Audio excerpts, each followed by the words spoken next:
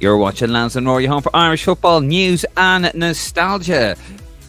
We're here tonight. We're going to talk about the Ireland's review. It sounded great when I did the rehearsal for this. But anyway, we are going to be talking about the international window. Martin and myself, we were there. So were you. We're going to talk to you guys about that. Plus, Hill in the clear. And we're going to talk about who also wants John O'Shea to get the job. And we're not talking Martin. All this and more coming up on Lansdowne Live.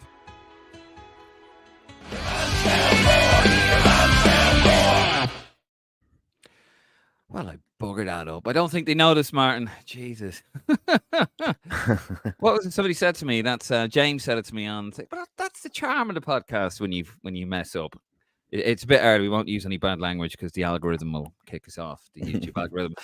David Dunn here, joined by Martin Prendergast. And as always, if you like what you hear, love what you see, hit that subscribe button, scan that QR code, head over to our Facebook, Instagram, and our Twitter account. So, this is their review. Martin and myself were at both matches. We want to hear from you guys. We want to hear from the wonderful Raw faithful.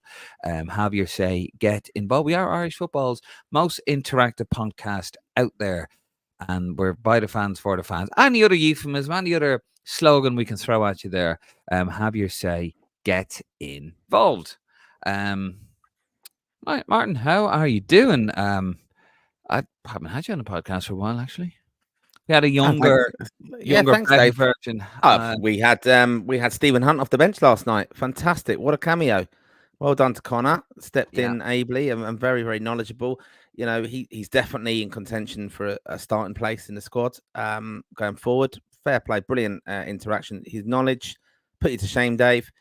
His pronunciation of some of the players who represent Ireland, again, brilliant. I thought it was wonderful insight after the game last night.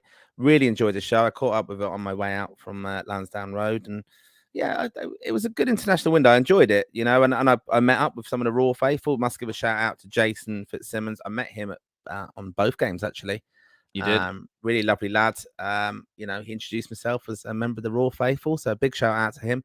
And we had a good chat, and it was good to get his insight, and a younger lad, following Ireland, explaining why he has the love for the game and everything, and what he wants to see from his travels. And never experienced any of the good times, bless him. No, I know. I mean, look, it did age me, to be honest. I felt very old when I was chatting to him because I was talking about things, and I was talking to you just before we come on air. There, lots of anniversaries today, isn't it? Which will probably come on. Mick's first game against Russia, the 2-0 at home. Wembley 91. Wembley 91. We'll get to those in a bit. Yeah. No, I feel very old talking to you as well, Martin. Just listening to you, Jesus, ages me. I'm surprised you haven't mentioned anything, Martin. Jesus Christ! Oh no, that's not the right JC I'm mentioning there. Sorry. Oh, no. Yeah, I like your shirt, Dave. Very nice. Look at you. Hey, look at that. Yes. Not very good. I contributing to Irish football, I'm sure by that. Do they still? Is the supplier who provided that shirt? Is it still where the FAI money? Is it? How are we going to chat to the government about that? I don't know. I don't live in Ireland anymore. Some of your Dublin mates probably. You caught up with them and you went raiding factories, did you? For the offcuts? No, it was a very long time ago. No. I went into Elbrys and the day of the Belgium game and actually found a load of stock, and I thought I'll have some of that. This is no sponsor. Hold on. Look at that. Oh, no sponsor. Thrusting me out pelvis. Not for the first time on camera. Well, it's having me to go on. But basically, yes. Liquidated stock. €30. I don't think you got your one, Martin. You had a little nibble at me before we went on. You know what though? If you do recall, I discovered that shop previously. I got the Goalkeeper shirt there, and they had some of the black Umbro shirts, I think, there that were previously. So yeah, that does seem to kind of they have a look through the stock from there and find a few the sacred jerseys from previous days gone by. So yeah, I mean, look, on the subject of the merchandise and stuff, we did put up a clip, didn't we, yesterday? Cathal Chu, member of the club, discovered on his shopping trip around Grafton Street. I just want to take this opportunity to apologise to Gottel. He is having more BA trouble actually, and I hope you see us watching. We will get your comments here. Actually, we'll get to this one comment here first. Thanks for another BA flight. F up. Only on my way home now. We'll miss the start and probably most of tonight's show. We're very sorry to hear that, Cottle. We hope you get home. Cottle, who actually also missed the game against Belgium because of a BA mix up. And I just want to apologise to him actually because I thought this was your photograph, Martin, so I gave the credit to yourself. But this was the photograph that Cottle took. And there he is looking at the scarf in the... What shop was that in? Was that the Grafton? It's Castore or on Grafton Street. I think there's a shop or one of the sports shops there. So the old H&M. And yes, the old H&B, yeah. And he misspelled, as you can see, there's apparently one L in football. There you go. Who knew? I was in that shop, and yeah, it's all a bit crap, to be honest. But yeah, Carl, we hope you get home okay and in one piece. And I do have an update on that. Is that I know that photo was actually brought to the attention of the FAI's kind of commercial. Good, we plastered it everywhere. Yeah, just and they were dealing with it is the feedback. So interesting times, but it does reflect very poorly in Irish football, and I hope no one brought it. And yeah, look, I mean, without giving the FAI plenty of welly, and they've done things. I mean, that's a bit difficult. They're not going to be aware of all the bits of kit that's going out. You know what I mean? Like that's a story mess up, a complete. But then, of course, we knew this is what Castore do. So, yeah, unfortunate. Also, Martin, you're out meeting the stars, weren't you? You had there he is. There, yeah, look, there he is. Look, yeah. Please play young Roy Keane. Play Callum. Please play Callum. Please play Callum for me. There was none of that now. I was out and around at the team hotel just on both occasions, just to kind of catch up with some people. I won't name any people that I was meeting. Really, you've been naming them off. Fair, I have. Yeah, pick that. Oh, jeez, there's a name up. What's that over there, Martin? You dropped the name. Oh, I did have a chat with Packy Bonner. I saw Mick McCarthy out there. Now he was on. I did tease you all on that one just to say, oh, guess who I've seen is going to be Mick 3.0. I did mention that in the pre-match. He's on the media duties. I did obviously, I do, in all honesty, keep myself to myself at the team hotel where I stay. No, you don't. I do. I wish John O'Shea good luck because I had wished him luck. This is Martin keeping himself to himself.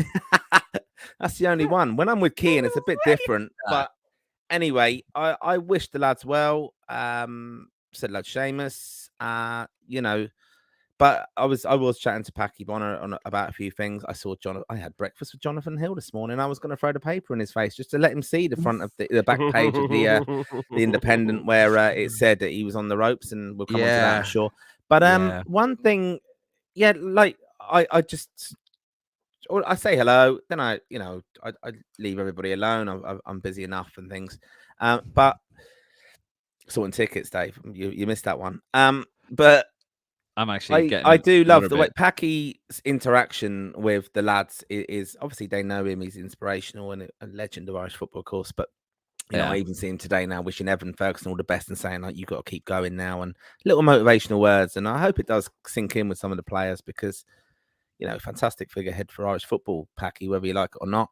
And I think this is the best intentions. And I had some interesting chats with people over the weekend out of different views and about different things. I obviously can't go into everything I was talking about with just different people, to be honest. But I just think it is a good opportunity. Like I spoke quite in depth with someone about Mark Canham and the football plan and how we think that's going to work and stuff. And I've heard he seems to be quite well thought of, actually, Mark Canham. Yeah, like I think, I thought he came across very well when he presented the thing, and he'd done the interview, didn't he, with Kieran, which was really good. I thought he spoke fantastically well on that. And I know that Johnathan Hill's been taking a bit of a step back in kind of the kind of prominence on behalf of the associations, I suppose. But I think it's been a bit of a difficult time for the association and the games. We know that results wise didn't go fantastically well.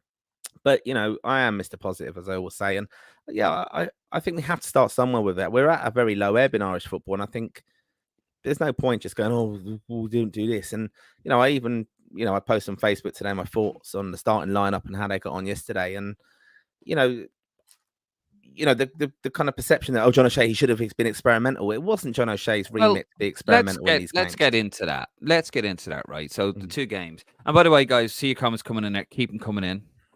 Anything we're talking about here, do you have what you make it a story kit? What you reckon of Martin trying to get Callum O'Dowda on the starting lineup? Keep him to himself. What you think of this gorgeous shirt? Actually, Martin, what does it say on my tag? Proud owner of twin lanyards. You want to see my lanyards? Is that what you're saying? Well, Oh, Martin, you are in for a treat, son. Hold on. Oh, for God's sake. One. Yeah. One here. And look at that. They're back. They are back at it. They said to me, "Oh, by the way, if you want to hand them back at the end of it, we're recycling." I was like, yeah, sure. Side door.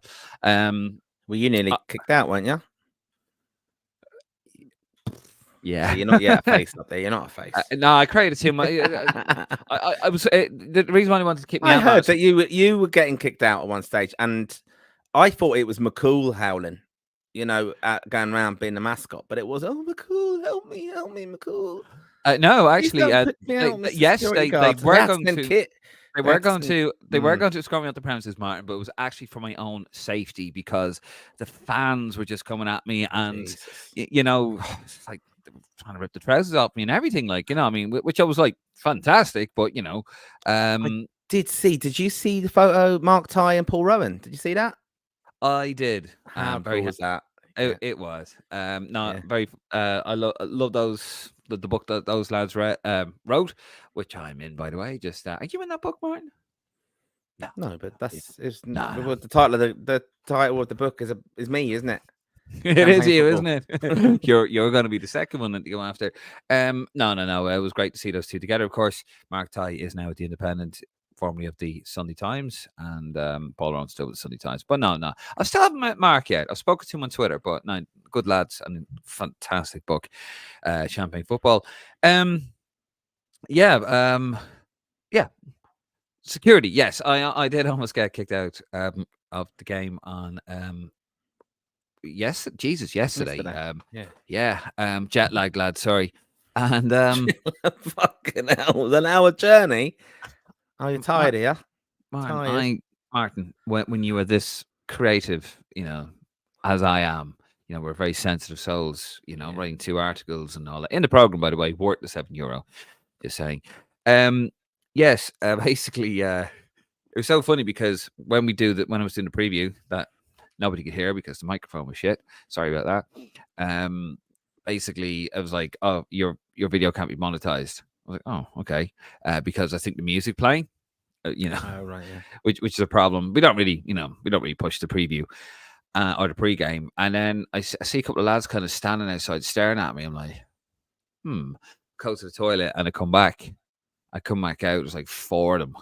And I'm like, okay. It's like, can we have a word with you, sir? I was like, oh God,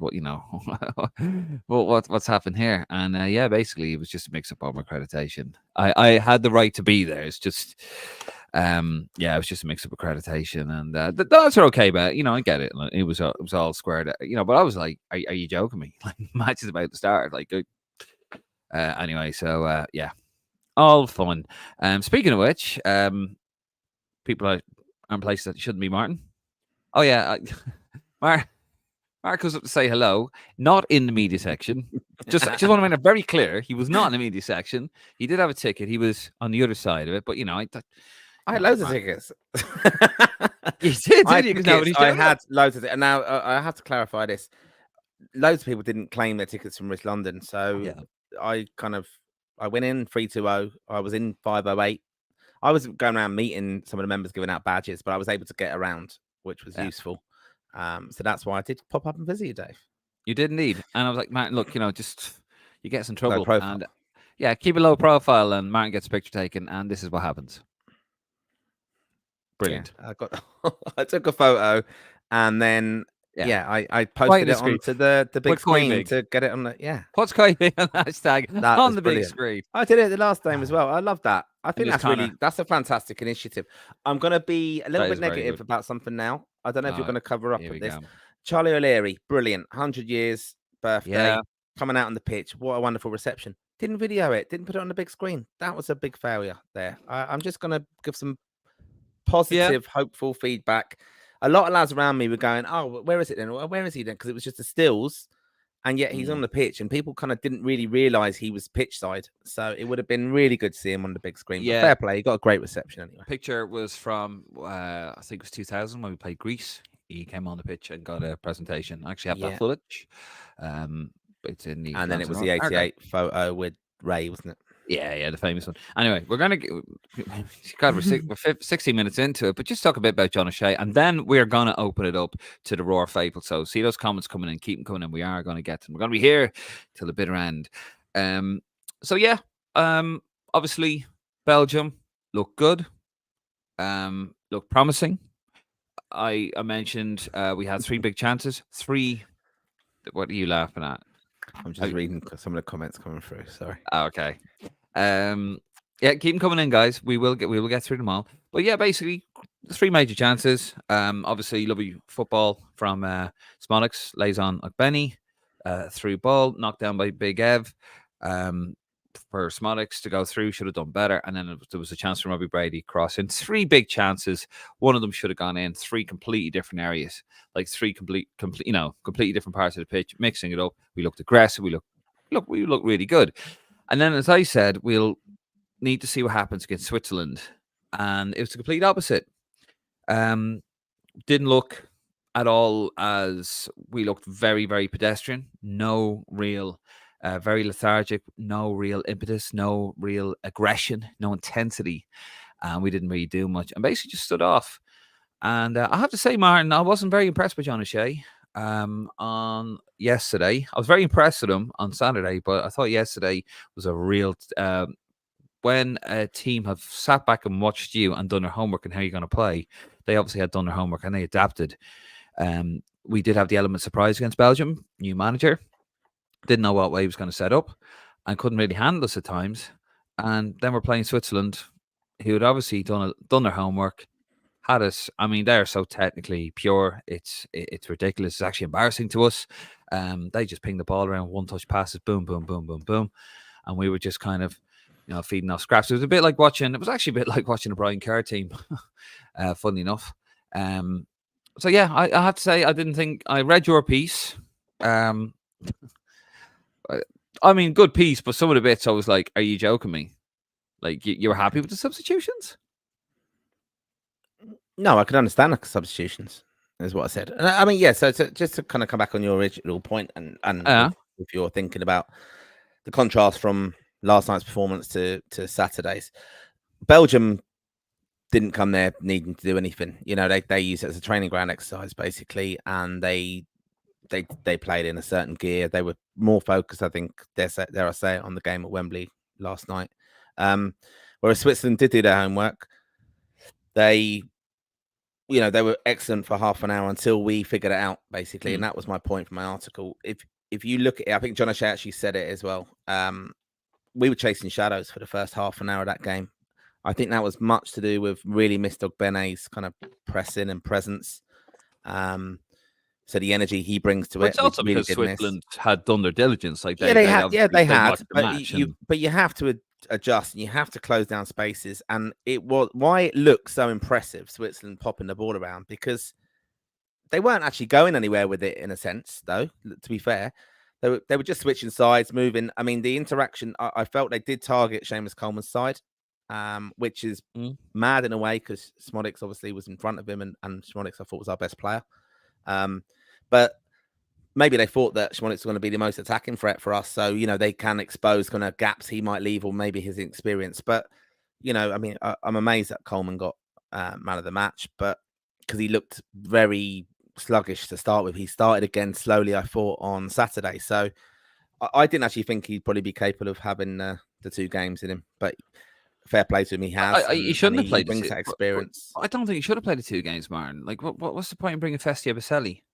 You know, here's a No, lad, yeah, and yeah, but yeah, but I'll come on to that point in a minute. Do ask me that question again. But what my point about the chasing asking you shadows now. was no, they were going nowhere though, right? So, but it was just not closing the gap, and you could hear actually the crowd were very quiet last night, Yeah, louder to be fair than they were on Saturday afternoon kickoff. Perhaps didn't help, I suppose, the early afternoon, but no, my point is that they you could hear John O'Shea and you could see Paddy McCarthy, and they were like, and John yeah. O'Shea went back and they looked at the analysis and they looked at it and then they adjusted. They pushed the two wing backs higher and they kept encouraging the three to step out. So that's why Omar Bamadeli was being pushed and pulled around. It looked quite impressive how the lads were kind of being toyed with, but they were just, we put in some biting challenges. Seamus got done for a few of them, like back getting stuck in from behind, but we did nick the ball.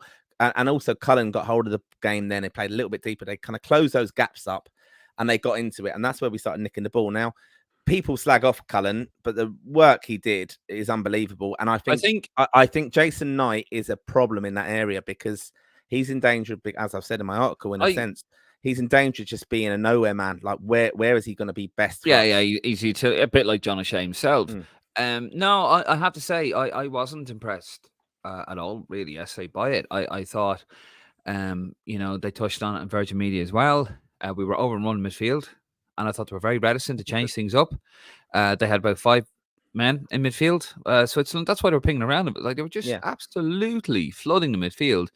And we didn't really, I don't think we really did sort it because they were doing it in the second half as well. We had 2 men in midfield. I felt sorry for Cullen and I felt sorry for O'Shea as well and Smallbone when he came on because they needed help in midfield. And I just don't know why he Yeah, but wasn't able. largely though we were dictated to by how they played and their movement interaction. But you do need that speed and pace, and yeah, you could argue Ebasele could have been in there to do that, with that energy perhaps. But they've got to close up the gaps. And what was happening then was the ball when it did go. I mean, I felt so sorry for Evan Ferguson. Very very tired. I thought should have come off a lot earlier than he did. Well, he didn't, did he? Like it's far too late. I didn't see the point to keep going with him because he gave the ball away a few times very late on and he couldn't even track back. He was absolutely wrecked. He'll have learned an awful lot from it though, but he's very isolated, and I just don't get where that where that support's coming from. And the midfield, look, let's just be honest, that's the problem area for this team. We haven't got a midfield, and Yeah, but then you we've packed the got midfield. people. Yeah, you do, but yeah, but with a load of run, and then the argument is what we've stifled them, and we've Well, got no creativity. Like that's my point. You missed Ogbene, and you miss against these teams. Our only attacking outlet then is transition when we nick the ball, and then we go and counter attack against but we them, did. We and didn't that's even do with that. pace and things. No, We we didn't couldn't. even do. Well, we did later on. We did like because Yeah, Doherty did, and even Evan Ferguson getting it from deeper. We did but I have that think. later on. But then, of course, they made a lot of changes by then. Like they sort of like they sorted out the game. No, You could I argue have as well why after half an hour as well why I'm saying Ireland corrected it. They'd scored by then, so they didn't have to do anything more then, did they? exactly. I wasn't very impressed by it, to be honest. I thought it was very telling. But my point is he did change it. He did. He pushed them higher and he kept encouraging them to go higher. And you could see they were quite irate on the bench watching it. So they did adapt. Yeah, Now but they weren't whether listening. that was the right thing. Yeah, but it's so difficult to do because you could just see the movement. Like the lad who was playing on Coleman, he was then going in a centre forward. Shaqiri's floating around doing nothing. I mean, he's just a weird looking fella, isn't he? But unbelievable footballer. And I know they were outraged about the free kick. I think like I made the point in my article and do have a look at it on Facebook. Yeah, it's on My kind of Lansdowne review of page. the players. You know, Bazunu, distribution wise was very, very poor. And yeah, like it's a bit of a worry for me to be very honest, because I think he is he's a lot better than that. And he just seemed very sluggish last night and off it. To be honest with you, I think Kelleher is a better goalkeeper than Mizuno. And when Kelleher has obviously shown when he's had a run that the only thing with Kelleher was rust. He needed match practice. We've seen how sharp he is for Liverpool. That it's like Alisson hasn't gone anywhere. Yeah. No, okay, he did. He wasn't great against United. Fair enough. That was a 4-3 game. Whatever. But I think that as a goalkeeper all round, I think he's just better than Bazunu. I'm not having a go at Bazunu. I know he's about 5 years older than him. But yeah, I think if Kelleher gets a move in the summer, um, then yeah, I think he has to be our number one. You know, people like you cannot afford. Unfortunately, with a goalkeeper, he has to be quite ruthless. It was like Mark Travers; he was having a crisis of confidence, right? And that's terrible. Remember the Serbia when we lost 3-2 in Belgrade, but I'm sorry, it's like you make a mistake, it leads to a goal. Nine and a half times out of 10, you got to replace that. He looked he didn't look very assured at all. Yet again, beaten by distance. He was very poor for the free kick. The wall was very poor for the free kick. You know, who organizes the wall? The Well, it was his goalkeeper side, and the and he took coaching a staff. step. Yeah, Yeah, he took a the step to the goalkeeper left, and and it was his side. the goalkeeper and the coaching staff, they're responsible because the coaching staff drill into the players what he wants, and the goalkeeper reaffirms that. But also, there's a bit of common sense. You know, he's a pro now. He's playing week in, week out at Southampton. He should have set it up. He was very poor for that. And then he almost cost us another goal, 2-0, when he hit the ball to Granit Xhaka and he hit the post. So yeah, not great at all. To be honest with you, I hate to see it, especially with a young man as well. But if Kelleher has to be, you said to me, well, what's he done to not be number one? Well, there you go. Yeah, but Can't argue. I kind of made the point now. I think again, that you know how that perhaps was managed of you, like he's been number one for a long time, not done anything wrong. To bring in Kelleher, is that a message? Was that the right message? You could argue yes, it was or not. Like we know there's not much between them. Let's be honest. But maybe that's damaged him a little bit psychologically. Now I think he's strong mentally. He comes across very, very well. I don't Like, he'll think bounce back from this. He's a young goalkeeper. No, he would have Goalkeepers been make told. mistakes. Well, he would have been told That you're playing the second game. But then is he thinking that? Well, I'm not number one anymore. You don't know. But like, I was very disappointed with distribution because I've seen him for Southampton. He's a lot better than that. He's had quite a good season with Southampton. They have conceded goals. If it was a qualifier, that's a whole different ball game. And I think if there were qualifiers, Kelleher would have played both games because he's in far better form. And I'm sorry, but you can't turn around. No, you were good for, you saved that penalty against Ronaldo a couple of years ago, so doesn't matter. Like you did that, so we're going to stick with you. We seem to do this in Irish football where we stick with a player. But you hit the crossbar in Euro 2016, like, Jeff Hendrick, like he's a good player, and you see that. It's like, no, I'm sorry, it's about what you do now. It's about what you do in the last game. It's about what you're doing for your club, and club form is very, very important. And that's why I said about Kelleher. As a qualifier, he should have played. Yeah, I get your point completely on the goalkeeper. I do agree with that. And but like we have as well this habit though of like packing people away before they're finished. He's not finished. He's not finished. I'm not saying him, of course. No, he's a young goalkeeper. I'm saying, but just even some of our two of our better players. Let's be fair over this whole window. Seamus Coleman, right? I know he got man of the match, and I think that was dubious. Yeah. But he was solid in both games. He does still have a lot to offer. Now it is coming to an end, but he's going to be good around the place. Robbie Brady, I thought was fantastic from a technical point of view. I made the point in the article. He's selling the article. Wrote an article, folks. We have so few technically proficient players. Sammy Smolek's lovely. I mean, that pass the other day, the one from the right, switching it. Like I'm picking out of a specific moment, but like just the kind of assuredness to hold on to the ball, look after it. Very basics. I mean, I thought Collins was very good as well last night. I thought he was very good stepping out. Now, look, it's what they want to see from the players, but because there was an argument, wasn't there, before? Should he be coming into midfield? Would he go his legs and stuff like that in there? I don't really agree with that. I prefer him where he is. I actually think the back three were good over the two games. They'll be annoyed at the conceding of the free kick. But let's be honest, it was only a set piece that beat us. Yeah, true. And I mean, that's one good thing. That's and the thing is with a set piece is that you can sort that, because really that's a bollocking.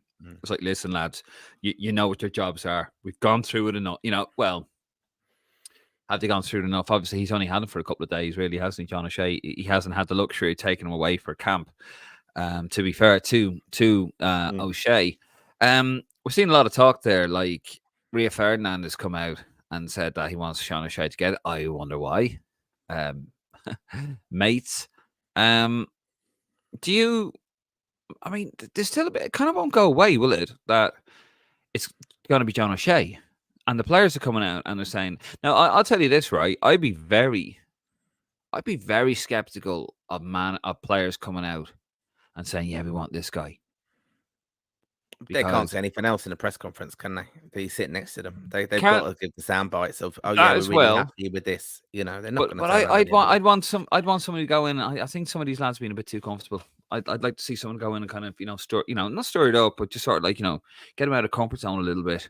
There's a couple of pros there that probably have been there a very long time that probably need a kick up the hole, to be honest. And I'd be quite reticent to listen to players. Oh yeah, you like him, do you? I don't know. It's just my suspicion of football Yeah, players. I think he engaged very well with them. I think he spoke very well with the media, Mm, which look, that's a manager should be doing that. Let's be honest. Like we, kind of how low we fell with, and we like Stephen Kenny, but he just didn't have that media presence, and it was another thing to beat him with. But O'Shea said the right things. What he was trying to get in the camp. I think even Kerr coming out and speaking, it was all the right vibes from camp. But He's changed his ultimately tune, care, hasn't he? he It was has. all it But was like, all about results a while ago. yeah, exactly. But like ultimately, yeah, again, it's easier said than done, isn't it? He's now in the Yeah. camp. He's seen the players, probably seen the confidence levels, seeing what they kind of bring to it. Yeah. Um, I think he done everything okay. It was evidently an audition for him. I think in time he will be an Ireland manager. He may get it now. I personally wouldn't have a problem with it because I don't think it's that hard a job. To be honest, I think you get good coaches around you. Like we are complicating this massively. I know there's shouts for, we need a big experience manager and stuff. Yeah, ideally, but we're skint. This is on the radar for that. Right. I know it would all go back against what the FAI have said and what they want to do, but there must be something to the Carsley stuff, and Well, and that it wasn't going to come to fruition, let's and they've got to backtrack. They backtracked on dates. There's reasons why. That's it. yeah, look, I haven't got a problem with that as long as they come out and say, look, if they come out and say we were supposed to get Carsley, but then he backed out in the last one, which he does have a record of doing apparently, then okay, that's football. Things change. And I would be very like, yeah, look, that's what he did. What you want us to do? One manager who is linked and it will be a free agent in the next few days is Mr. Gus Poyet, of course, manager of Greece, who handed Stephen Kenny his head in 2 games, a battering over 2 games during the Euro 2024 campaign last year. They lost to Georgia on penalty, so Georgia will be going to the Euros. For congratulations to Georgia were down to 10 men for the whole of extra time and half time. So yeah. it was a great result for them. So there you go. Willie Sagnol, Georgia manager, was linked with the Irish job, and Gus Poyet was linked with the manager job. He even came out and said it. He goes, "Oh yeah, it'd be fantastic. I'd love to do, but we'll have to see." I was like, "Okay, it's a bit unprofessional. Not sure it's the kind of character you want." But this is what he had to say. Poyet's contract with the Greek FA ends on Sunday, and it's not expected that a new deal will be offered to him. 5 more days, he says. Now is not the time to talk about it. It's the time to analyze what happened tonight, he told the waiting media. For me, it was a privilege to be in this team, and I don't want to say anything about the future. It was a privilege to be here. How they treated me, how much they supported me within the team. Now we have to calm down, rest, and get ready for the next day. There's a lot of frustration. You've had no luck in the last 2 years, not even in the playoff draw. My players did everything they could in 2 matches. We did not concede a goal. Somehow we missed out on the Euros. The players did what we asked. So of course that's driven the speculation right up again. That's going to be him. But basically, he's out of contract in a few days. It doesn't mean anything, does it? It doesn't matter to me anything now. Speculation. I'm kind of bored of it, to be honest. I personally You want want to a see Shea, don't you? I want to see an Irish manager get it. I've got no problem Chris Hughton coming in, perhaps as a senior head of it. If John O'Shea's part of the kind of ticket, as I suppose is the kind of buzzword. Glenn Whelan as well, and Paddy McCarthy in there as well. I think that could be feasible. Maybe just have that figurehead. But John O'Shea, if we're going to give time to the manager, which we have to, like we're at a low ebb. I've said that before. This is a very young team. I mean, you look at the experience of, I think it was Switzerland, the average age above 27, I think it was, lots of caps between them. Our average age, I think, was below 25. They're still a very young team. They need a bit of love. They need help. They need experience. These coaches are learning so much at these. All right, they might not have the in-game management. That's where I think you need someone. Perhaps, okay, Kerr wouldn't be for me in that role, but maybe Chris Hughton would be still. Had that on the sideline that you are, you can look at the analysis. Yeah, let's change this. Let's do that. You want to set up a certain way.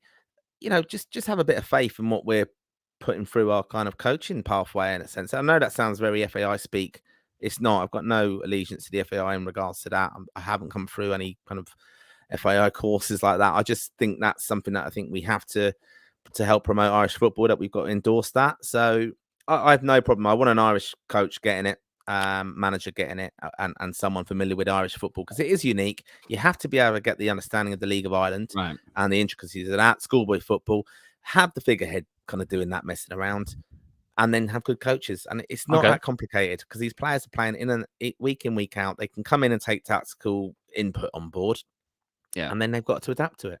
Okay. One last topic we'll talk about, and then we're going to open up to the comments. So raw people out there. Johnathan Hill. John, your mate John. Breakfast Johnathan. buddy. Breakfast pal. Yes, he was in a little bit of bother, if you believe the reports, that apparently they had a board meeting today, the FAI, and they thought in the Independent, Johnathan Hill's future as FAI chief executive under threat ahead of board meeting on Wednesday. They've had the board meeting and basically never even came up. It's it really, isn't it? Yeah, I'll be honest. I think it's timing. I think it would be very negative to make those changes now. I think there's too many kind of what is it? Balls in the air, basically juggling. They're juggling the pathway. They're juggling the women's games coming up now. It would overshadow that. You've got the senior manager to come in. You've got still probably some stuff with the Oireachtas coming up. You've just had a new sponsor announced. I think it's probably not the right time to do it. I think they need to get everything organised, and it's typical FAI. That's what they need to do. So I don't think they'll make changes now. I think it would overshadow everything else they're doing, and they're going, "Oh, this is still uncertainty." It's not a good time for it. But I think I can't see Johnathan Hill being at the FAI very, very long at all, to be honest. It's also very, it's coming up on it. It is the 27th of March, and they said early April. So we are literally 4 or 5 days away from finding out who the next Ireland manager is going to be. When they said, I thought they'd just changed it the other day. It was going to be end of April. No, is it end of April? Is it? I so. missed that. There you go. There you are, Martin. Yep. There's your flowers. Well done. You corrected me on something. Apparently, I heard that the other day. But conjecture. Well, we've had enough conjecture during this. Right, Martin, are we ready for the comments? Are you ready, Martin? We are. Yeah. Well, here we go. Let's delve in. I've already seen a few comments aimed at me there. What else is new, eh? Well, New York, hopefully you are home safe, or you're on your way home. Should it be John O'Shea? Let's masturbate about it. We are.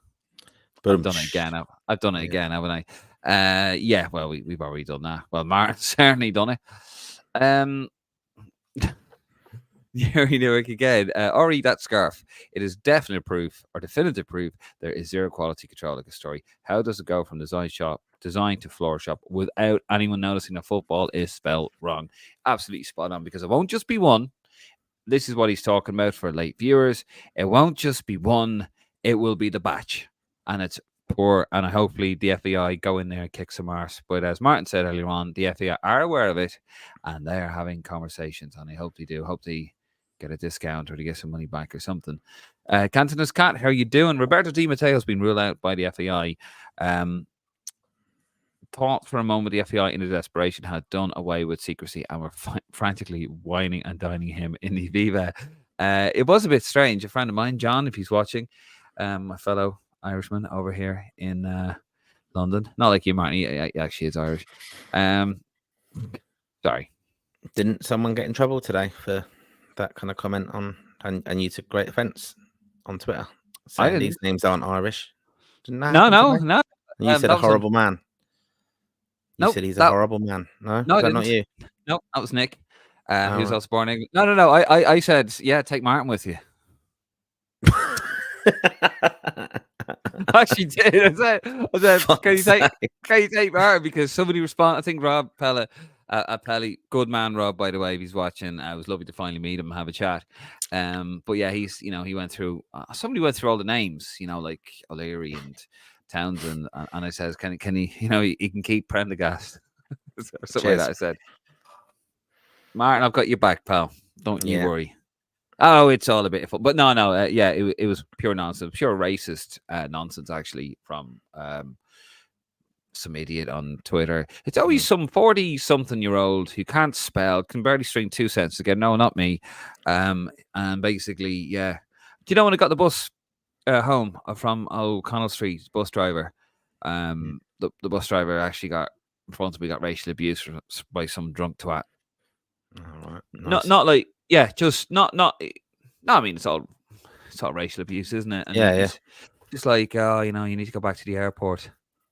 And I thought, oh, he doesn't go to the airport. And then he's, oh, I'm sorry, but too many different, and I won't go into that. Just horrible, Yeah, horrible bastard. Anyway. But yes, going back to Cantina's cat. Yes, no, he's just there because he is Swiss born, which I didn't know. Which Connor, I know he's watching, brought to my attention. So there you go. The knowledge. Cantina's cat again. Smollett was definitely easy on the eye. Good man, Cantina's cat. We'd love to see how he'd fare in the Premier League, but sure is there. Yeah, I thought he was really good, wasn't he? I sort like of him. Yeah, I said he was a bit like a Peter Beardsley. You don't really know what he's gonna do. Like he's just everywhere, isn't he? Yeah, capable of a bit of magic and stuff. Yeah, like I thought he brought real quality to it, and yeah, wanted the ball, and yeah, it was just a bit frustrating. I don't want to get too technical on it, but like we would go down the side, and then we'd end up coming back. We didn't whip enough crosses in. That was disappointing for me, and that they stifled that quite well. But like, he was definitely one of our most attacking threats, and it's with regret I look back and think, God, in some of them games where we needed that type of player, how he wasn't involved is absolute criminal. But it will come out one day. We need Dave McGuinness on because I think he has a bit of scoop on he does indeed. Yeah, I mean, he did say that he wanted to play in November, but Canadian big, so I don't know. Great fire. Story lads, good man, Graham. How you doing? Story lads, Saturday, decent performance last night, bad performance. Basunu poor. Keller has to be number one, man. Did you see that there? See what he wrote there? Keller has to be number one. Should O'Shea get it though? No, but typical FAI, he will get it probably. Well, funny enough, Eamon Dunphy, Graham and Martin, does he write for the Mirror and the Star? I think he writes for both of them actually. Oh, he's in the Star, definitely. Yeah, but he's also in the Mirror. Scathing today of Johnathan Hill. Oh, I should have took a photo of it. It was good. In the Star. Yeah, I have it. Brilliant. I should have it. Yeah, it was good. Though. Like you said, it wasn't foreigner, but it was like the overlord, something like that. The absent landlord or something like that. Yeah, yes, good. He's right. No, he's right though. I mean, it's a ridiculous situation. Yeah, he doesn't care anymore, does he? He said Brian Kerr's just a mascot. It was weird, like, could you see where Brian Kerr was? I know they showed him on the screen the other day, but he just did in the tunnel. Did you see that? Yeah, but he had an earpiece right behind. Oh, did he? But he had an earpiece on the Belgian game. Fucking wasn't listening to you, was he? No. No, but I don't know. Was he communicating? Like, he wasn't communicating with O'Shea, but I'd imagine one of the side coaches, like your Rennie Gilmartin, yeah, would have been linked up. A bit of a Sammy Lee going on. Do you remember Sammy Lee at Bolton? Oh God, yeah. Yeah, we're doing some good things here, Jeff. I remember years ago, I'm a flash about that. Terry Venables used to ring down. He used to watch the England games up in the stand, and they telephone down to the bench. John Gregory as well with Villa. Ron Atkinson used to do it, and he used to actually view of there, didn't they? Yeah. He used to commentate. Ron Atkinson used to commentate Sky for the Zenith Data Cup systems. Yeah, the ZDS Cup, and he was commentating on Sky, and then he'd go down like, oh no, we conceded here, lads. We need to go down. It was mad. But yeah, he was communicating with somebody. To be fair, I was just listening to the commentary. I don't know. Irish Jedi, the Irish sport have had enough of the TV pundits on Virgin Media. It's clear the manager's background dictates the narrative. If Stephen Kenny was in charge, we would be told pretty football, no goals, no wins. I think he's right there, Irish Jedi, and that's why you have Lansdowne Roar, by the way, because we'll give it to you straight, and we'll let you have your say as well for free. I think there's a point there, and even against I was a lot of my mates were telling me about they were watching at home as well, and the Belgium game, they were saying like, yeah, you'd swear we just battered Brazil like 5-0 the way they were going on. It was just this absolute like, it's brilliant because they're all mates, and that's how it works, Martin. I'm sorry, Brian Kerr. We know that. Like you could have said to Brian Kerr in November, can you believe that you're actually now in the tunnel, part of the backroom staff of this Irish team again? You'd never underwhelming, absolutely not. So I was talking to Jason about it the other day, saying like to read Paul Rowan's the team that Jack built, because Irish football's been nuts like this for years. Don't be surprised at all by what goes on, and it's just incredible. And yeah, look, it is John O'Shea is going to have a lot of goodwill because he's a decent lad. And he'll get time for that. But brutal honesty then won't come in. There won't be a lot of people upsetting him, and it feels a little bit like Ollie at Man United. Everyone wanted him to succeed, all his mates and stuff, because Ollie's a good guy. John O'Shea's a good guy, and I think that's the danger of putting good guys in charge. You have to be a horrible bastard as well, and we haven't seen that from John O'Shea yet. No, and I need to, but yeah. That. And he hasn't had to do it. Like we'll know. Look, as I said before, unless he's been told something we don't know, this is a maintenance squad. You don't expect them to be too experimental. I wouldn't have been. That was the question you asked me earlier. Was I happy with the subs? No, but I can understand that was a bit of a PR thing from him. Putting on O'Dowda and Sykes is a reward for them being in previous squads.